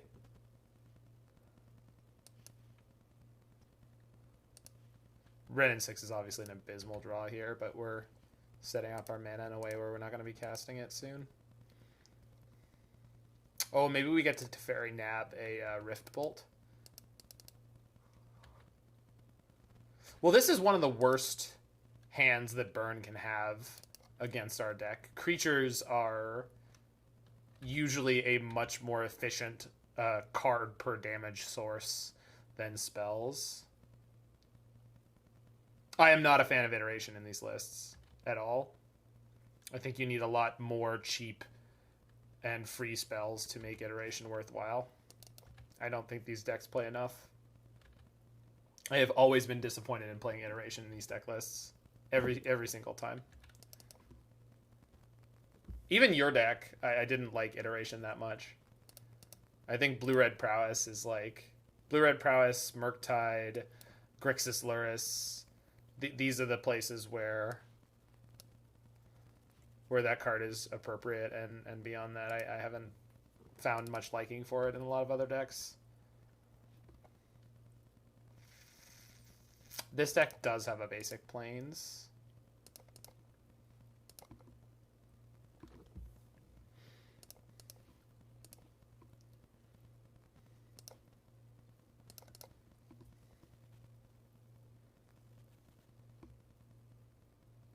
This deck has both a basic plains and a basic island. It's wild, but sometimes it gets the job done.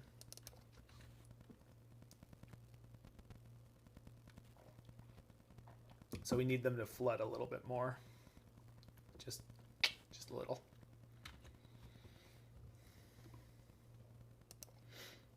Eidolon wouldn't be too bad. Dash Monkey. That's totally fine.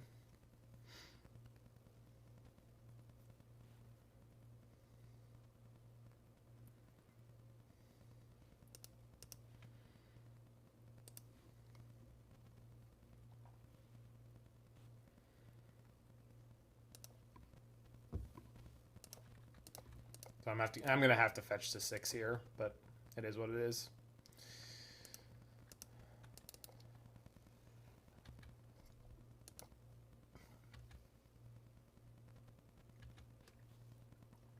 The funky monkey, the dash monkey.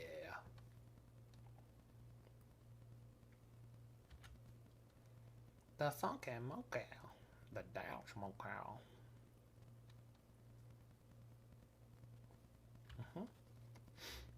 Come on. Come on. Come on, little fellow. Alright, we need to draw a time warp, basically. But, or actually creativity. Creativity would be good enough here, too, most likely. So we've drawn 0 time warps. So we have about 8 really good outs here. Assuming they don't just kill me post-combat.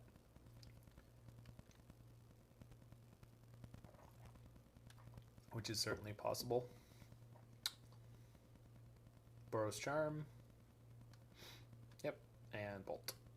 Nope. No Bolt. Okay. But I have no more basics left, and my Dwarven Mine is not coming into play untapped. So they probably have... No, we're not time warping. We can't.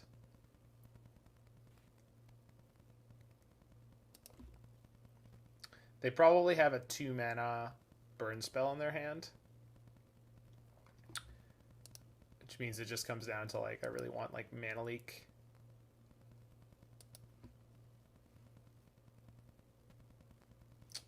Nope.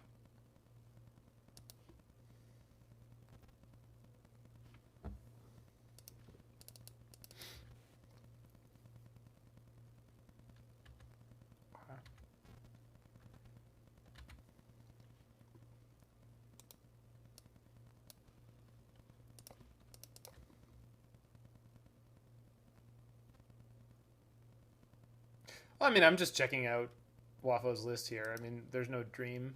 There's no dream being crushed.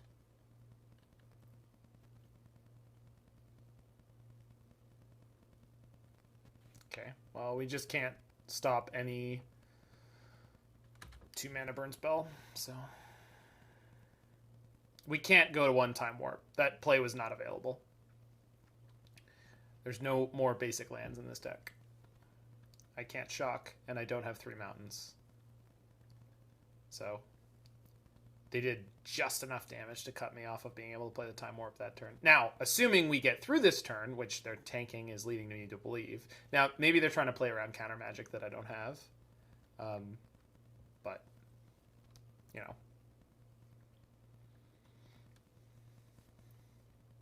Which, you know, good on them if they are.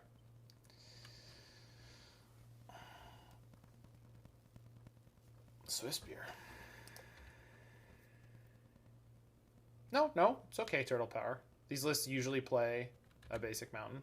Alright, this will work for us.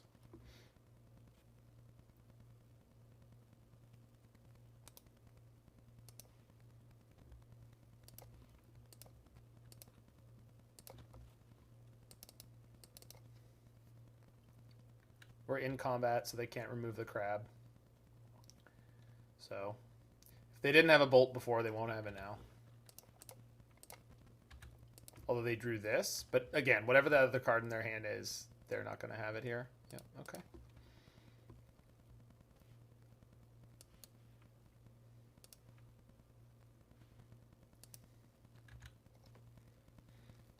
This game is deterministically over. We win.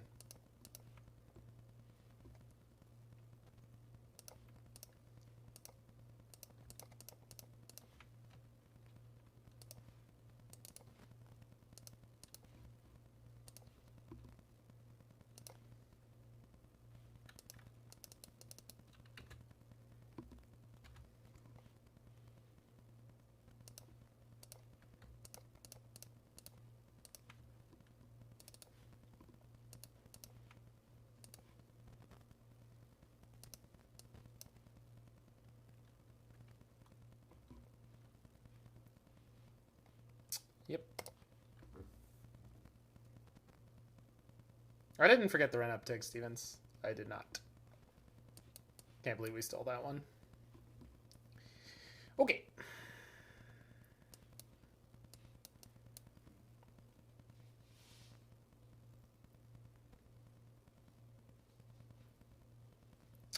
So we have Blossoming Calm to come in. Not too much else. And then I think...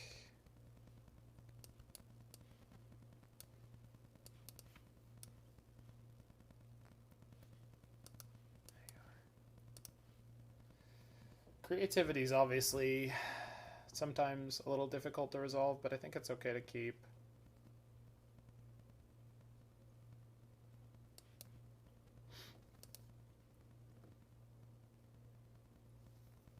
I feel like one Nahiri and one Prismari Command is probably the best way to do this. I don't know, I kind of like Teferi. I guess Prismari Command is actually removal. Do we expect Moon from them? No, because that would cut off their own Luris. We'll know as soon as the game starts, because they won't reveal Luris.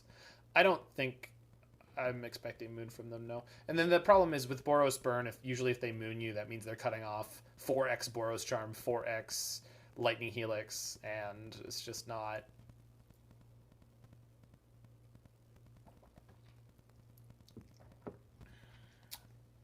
It's not a great card for them. I think this is how I'm going to go, but I'm open to the... I like the list so far. It's a little Wafo-y, you know? But the only match we've lost so far was Tron, and we took it to 3 games. They just had some nutty games, so, like, thanks for the follow there. Celestial Raven.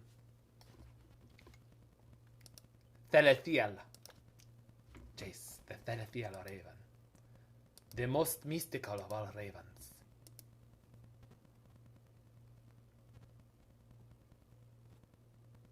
Yeah, I'm not keeping the one-lander again. Hard evidence into... Yeah. We got to get a little lucky in this matchup anyway, so...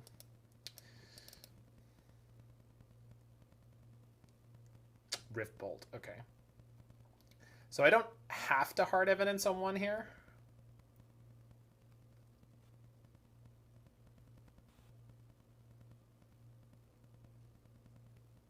In order to save life total, I'm not going to.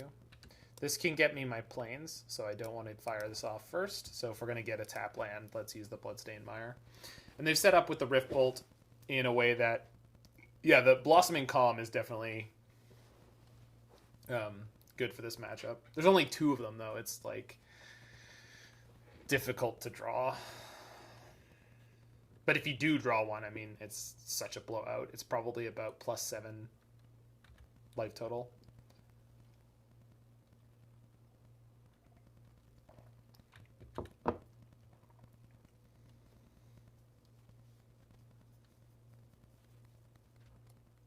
Damn. Okay. I could fire this next turn.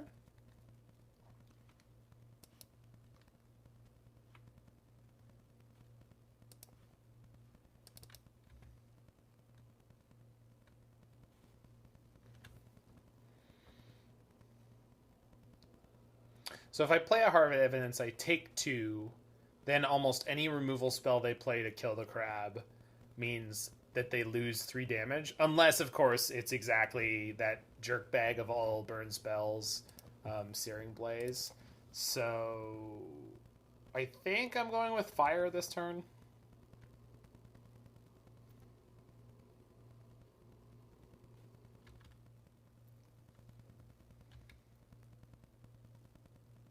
With the downside of if they play White Source, they could have Boros Charm open to protect the Eidolon, which is a pain. But if they protect the Eidolon, then that means I take an extra 2, then I take the 2 off the Hard Evidence, so kind of nets out the same.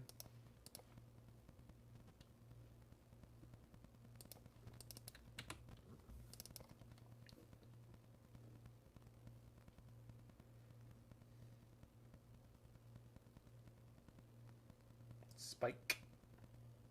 Bobble. Okay. If only Fire could draw a card.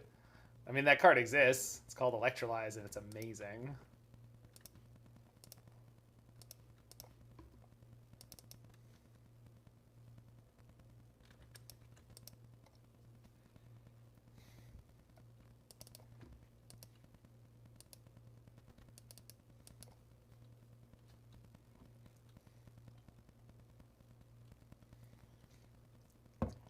Boros Charm? Uh-oh.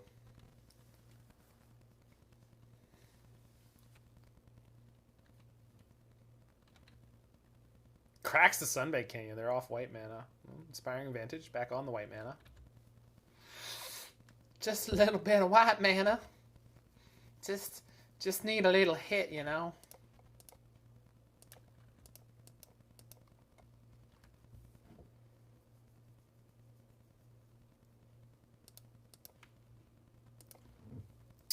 All right. We're getting there. Of course, we're getting there in the way that we're also getting towards dead. Why does Burn always have at least one Boros Charm? I mean, they play 4. Like, need a good Abzan Grist list. There was one Yawgmoth list that went up in a challenge. So I would absolutely cast a Blossom off of Velomachus here. So they don't have it? They don't have it again? They have multiple creatures again? I bet they do. Yes, that's what I'm waiting for, Steve. Tank, tank, tank, tank, tank, tank, tank, bolt.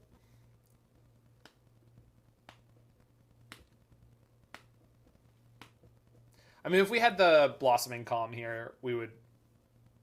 They should bolt you on your upkeep for fun reasons. I mean, I have double blue open. Oh, opponent says 2 straight games where literally any card but Swiftspear wins, and I draw her both games. Taylor just wants your love.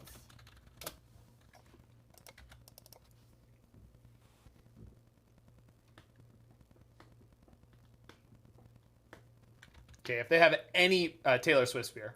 If they have any burn spell, though, they get to remove my crab and put me to 1, which means I can't fetch. So... Oh, they put Luris in their hand. Amazing.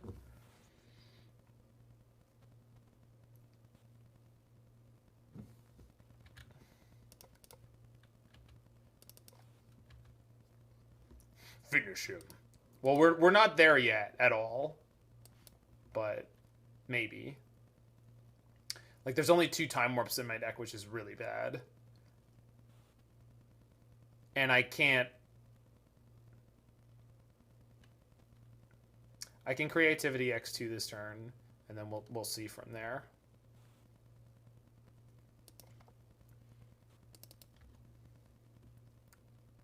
Just lead on the warps? Yeah, I think so. Pretty much any time you can do that, you will.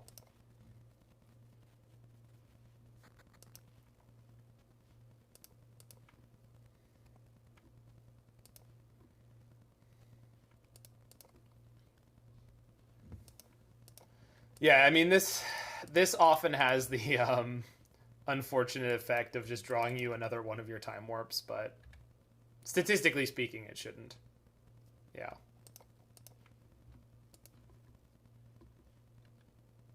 They just scooped? That wasn't over. Yeah, we would actually... No, I didn't have infinite turns yet. That's fine. I'm not going to explain it to my opponent. I get it. Sometimes you just have a couple games where you're just, like, super tilted.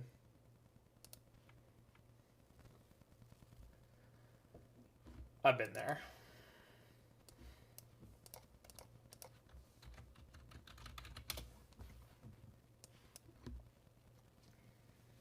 I mean, my opponent didn't seem particularly salty. Like, they described how unlucky they were in chat, but they didn't do it in a way where I felt like they were being douchey about it. They were just, like, amazed, you know? Yeah, burn player gets you to 1 both games. It's like...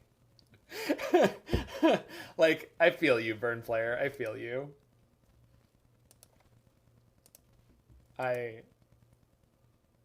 We are of a kind.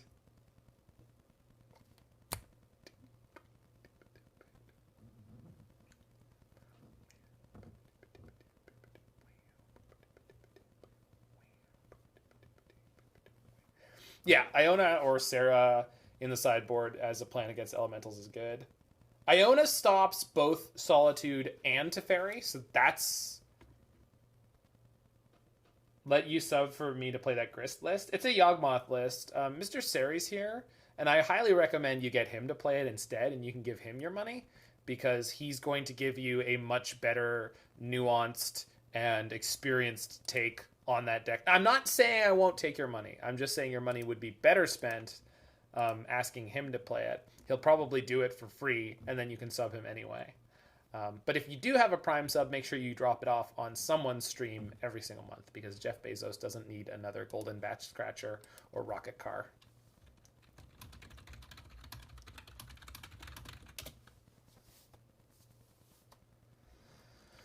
All right, see you in a bit, Halsey. But I am willing to play a Abzan Grist list if you really, really need me to. As early as Tuesday. I was not raised to say Tuesday, but I say it. Not every time. No screaming, you'll wake Kaiju Squid and I'll get you. Well, turn it down! Turn down the radio. Wait, no, that doesn't sound right. Turn up the radio.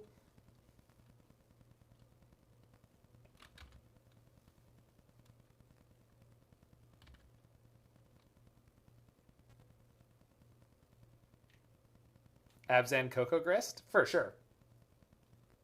Yeah, that sounds like fun.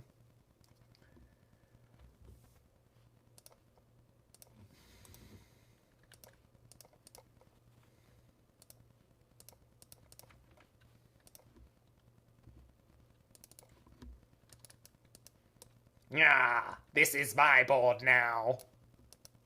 Opponent said mill, question mark, nope.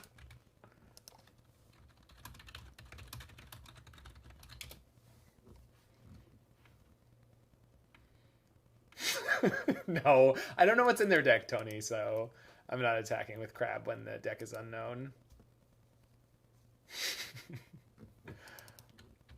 Alright, what are they naming here? Probably Creativity?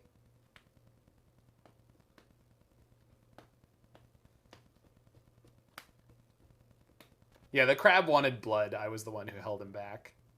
Don't go in, Crab! Don't go in! Hold me back! Hold me back! No, seriously, hold me back. That Meddling Mage is gonna fuck me up.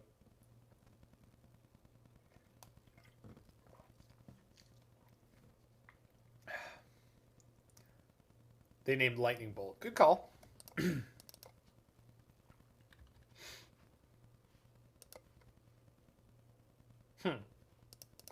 I mean, I'm happy to play Teferi here, but there's some consideration to play Prismari Command. I just want to get my colors sorted. Is the Crab normal or giant size? He seems to be giant sized.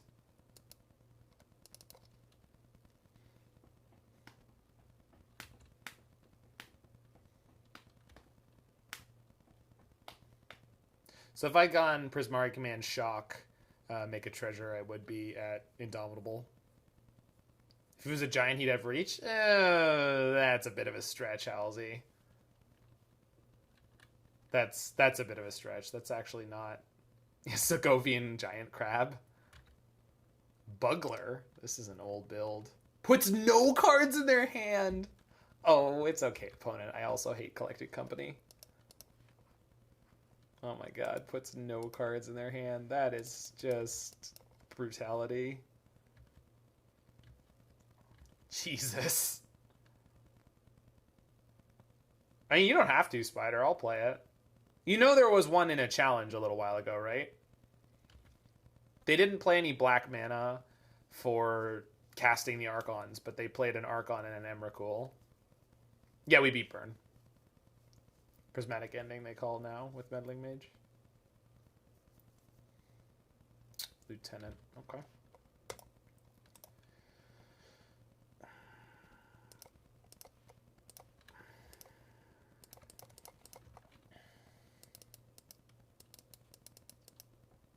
That's fine. I'm just saying, I agree that you can play the black mana, and I don't think it's going to hurt you too much.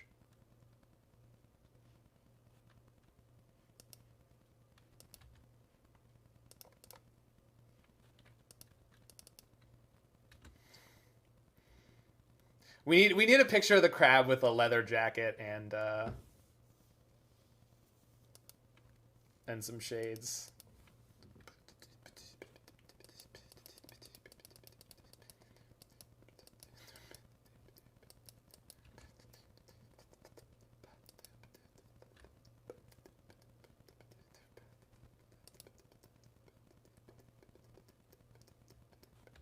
Man, those are some really big humans.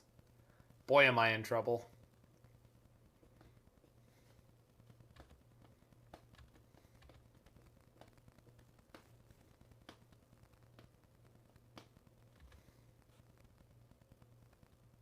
Yeah, Zanman used to like doing that in an Esper cat combo deck he built. Because there was some kind of milling combo with the rogues.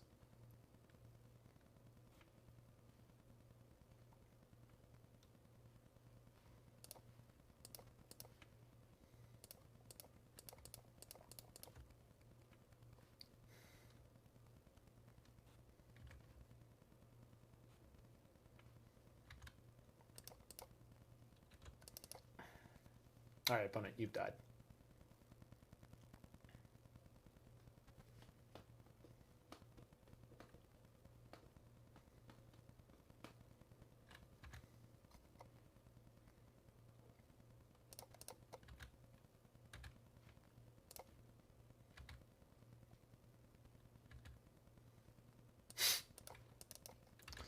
I'll kill you twice if you need me to. I think Spider just made it. The other 5-color list I was talking about isn't really a 5-color list.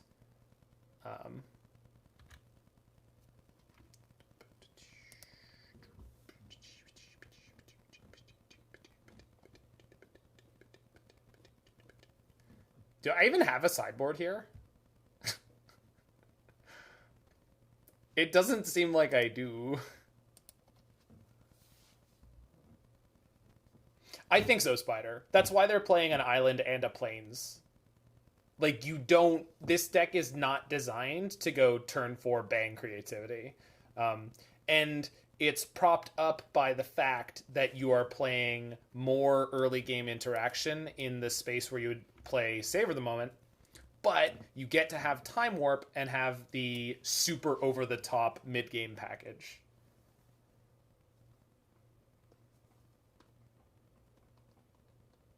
Well, I should have bounced it, Mark Mulling. Not commuting. Has the Charmaw been? We lost the Tron matchup, which was the only time we brought it in, JG. But we got a little bit unlucky in game 1 and 3, so... Apparently the maximum order from DoorDash is $1,000 from McDonald's. A corporation might do that. And I think that's to discourage them from doing that, where they should otherwise contact the restaurant themselves. If they want catering, I'm 100% sure McDonald's has an official catering thing. Mana Leak is probably bad because they're on Cavern. But I don't really have anything to bring in for it. That's what I'm saying. Like, I think it's to discourage people from like trying to use it as a catering thing. Out there you go. Yeah, I worked at Starbucks for 5 non-consecutive years, and we had a similar thing.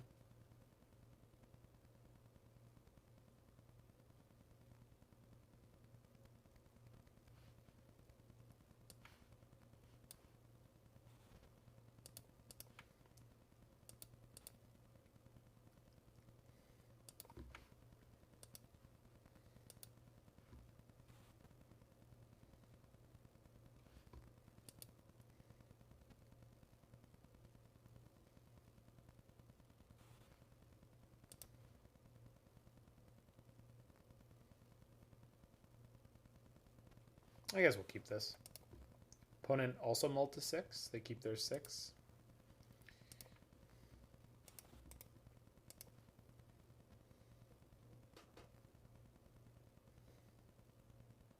I'll do my best, Halsey.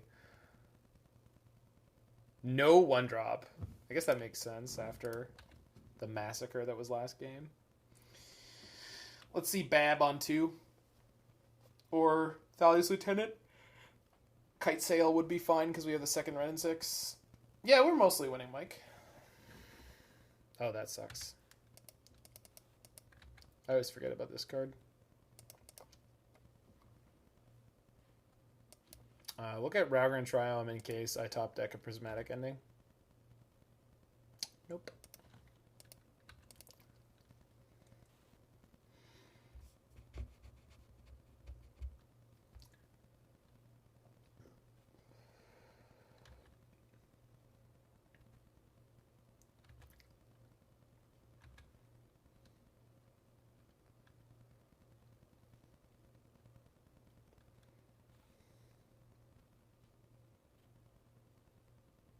Okay, I had to play against this card yesterday, and this card is brutal for this deck.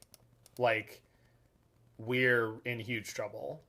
Like, ginormous trouble unless I draw a bolt rather quickly.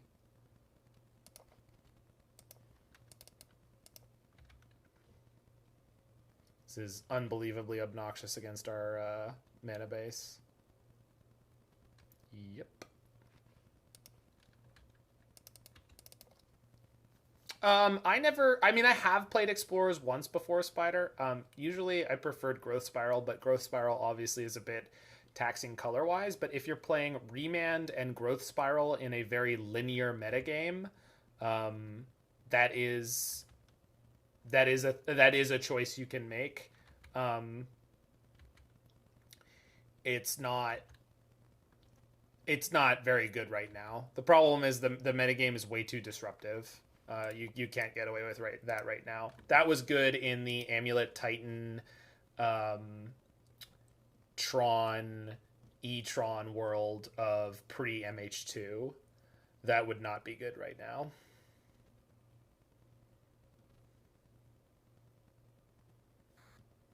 So we still didn't see an Aether Vial. Maybe we just played Blossoming Calm. Being really light on Lightning Bolts is super awkward in this matchup. But maybe on the play we'll be fine. They just had a pretty unreal hand. Again, Thalia Heretic Cathar I played in paper against yesterday, and it ruckused me. It was not close, not a joke. It really was devastating for this deck. So I think we're going hard evidence into Shock, Stomping Ground, Crack the Clue. Hopefully finding a different land.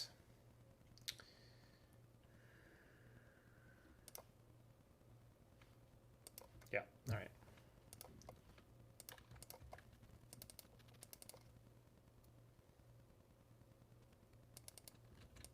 Oh, the scholar? Mentor? It's the teacher. Who looks like that bit character from Treasure Planet, who is played by David Hyde Pierce. Say bit character, he's like the second. I think that's who I'm thinking about.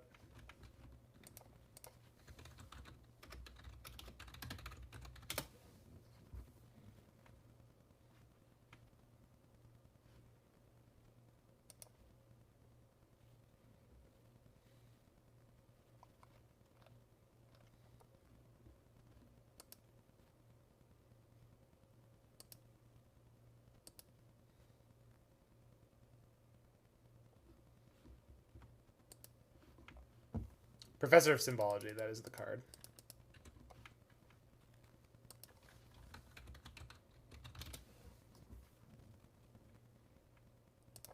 Dr. Delbert Doppler. There we go.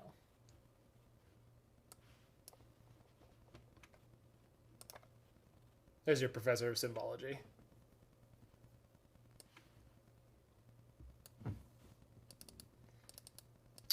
Well, this might be totally irrelevant or devastating. Let's see if we can hit land.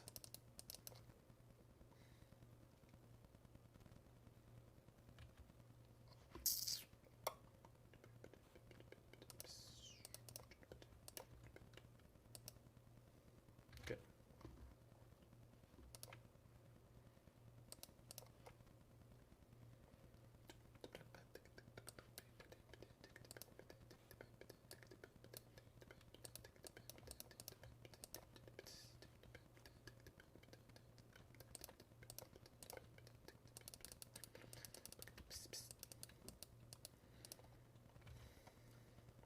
Crab gang, roll out.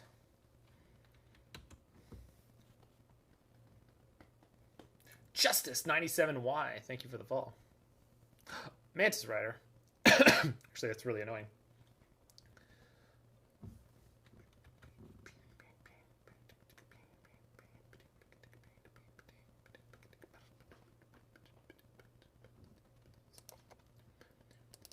So do we wait another turn to go for the double Prismari?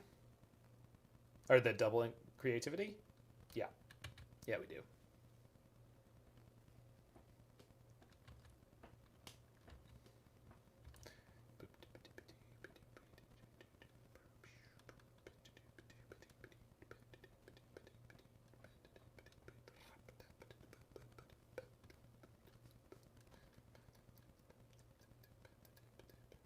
Kind of asking to get got by Reflector Mage. Well, we're gonna X2. That's why you. That's why you X2. Yeah, we're covered against Thalia. I'm just gonna take the 4 here rather than tap down before they finish their turn. Oh, going off on 1. Yes, yes, exactly. That's they have a lot of things that I would prefer to dodge. So this is fine.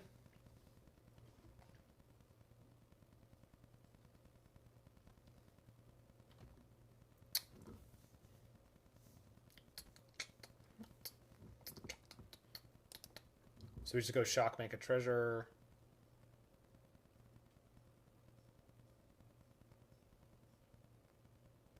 No, we go shock, rummage. Yeah, shock, rummage.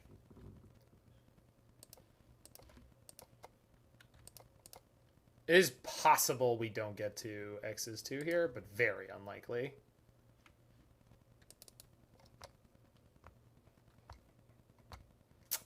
Although that is a set of cards that means we might not.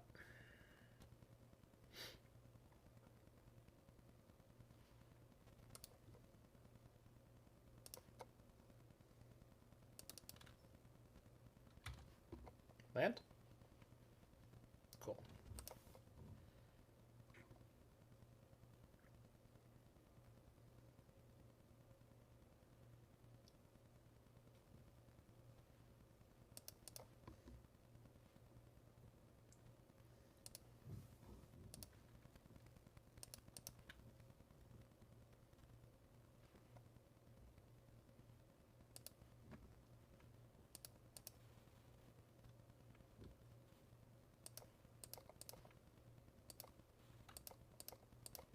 So the absolute worst case scenario, they have Dismember. But that doesn't solve the game for them. Okay, we found Fire Ice.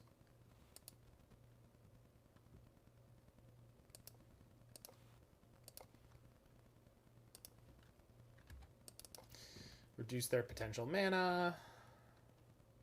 Even if they can deal with the Emrakul, they probably can't also deal with the Velo. We should get this.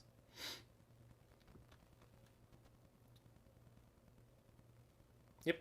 All right. So 4-1 and pretty easy. Actually, no, that's not true. We fought like crazy against blue-white. We got very lucky against Burn. They didn't take us to game 3, but I felt like we were going to have to go to game 3 there. But we didn't. So what do we say? I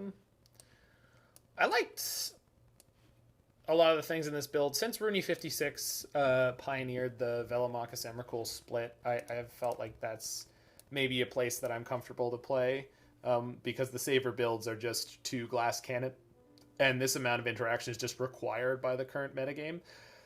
The lighter amount of lightning bolts, I am not the biggest fan of, but that said, it is a meta consideration, because if you look at the top echelon of the metagame right now, lightning bolt is not solving a lot of problems that this deck has.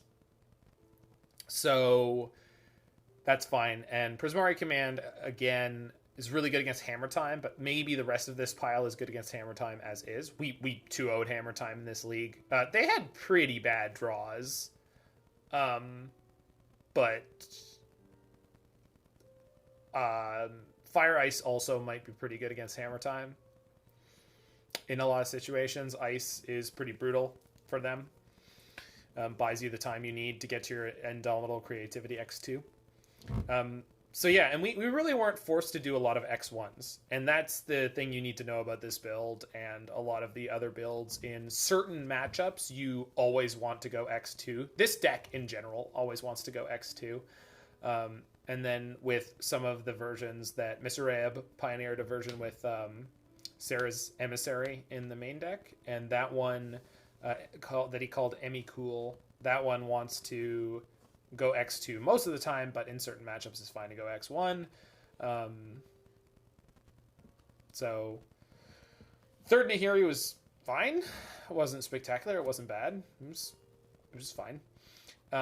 Less copies of Prismari Command, I didn't really notice so much. Fire Ice was nutso a bunch of times. Just fire, kill 2 creatures in a whole bunch of different spots was pretty good.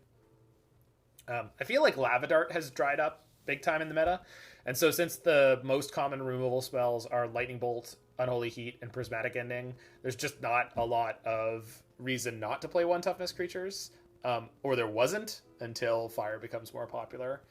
But you always have the ability to put both damage on a single target if you need to, or use the Ice Half to slow them down in different ways. So this was good. It was good. It was powerful, you know.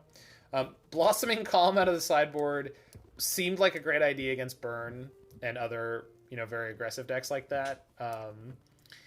Obsidian Charmaw didn't work against Tron, so I'm not convinced this is where I would want to be. I'm pretty sure if you want to beat Tron, play 4 Cleansing Wildfire with this deck, sort of as is. You can cut Emrakul in the games where you board into Cleansing Wildfire. You don't have to, but you can. But Cleansing Wildfire is what I used to do to ensure the Tron matchup was a lock. And I think that could be appropriate again. Unless there's something else very specific that Wafo is intending Obsidian Charmaw to be used against, which I don't know. Veto was theoretically very good against blue-white, and it would be good against Cascade decks rather than Flusterstorm. Although Flusterstorm is sort of the accepted go-to, and I guess the reason for Veto being good is that Veto splits the matchup between Creativity and blue-white better than Flusterstorm does. Flusterstorm, of course, is very good against the Cascade decks. Cascade is what I meant there. Cascade decks. Dovin's Veto is very good against the Cascade decks, but it's not as good as Flusterstorm. But Dovin's Veto is excellent against blue-white control, because you just get to say no, you don't get to have a Teferi. So I think that's probably what that's all about. So yeah. So if you are in the future on YouTube watching this, make sure you hit that like button, smash that subscribe button, and check out any of my other videos you're interested in, and I will see you there. This is the winning Velomachus list from yesterday's challenge, and it certainly felt like it. For everyone who is live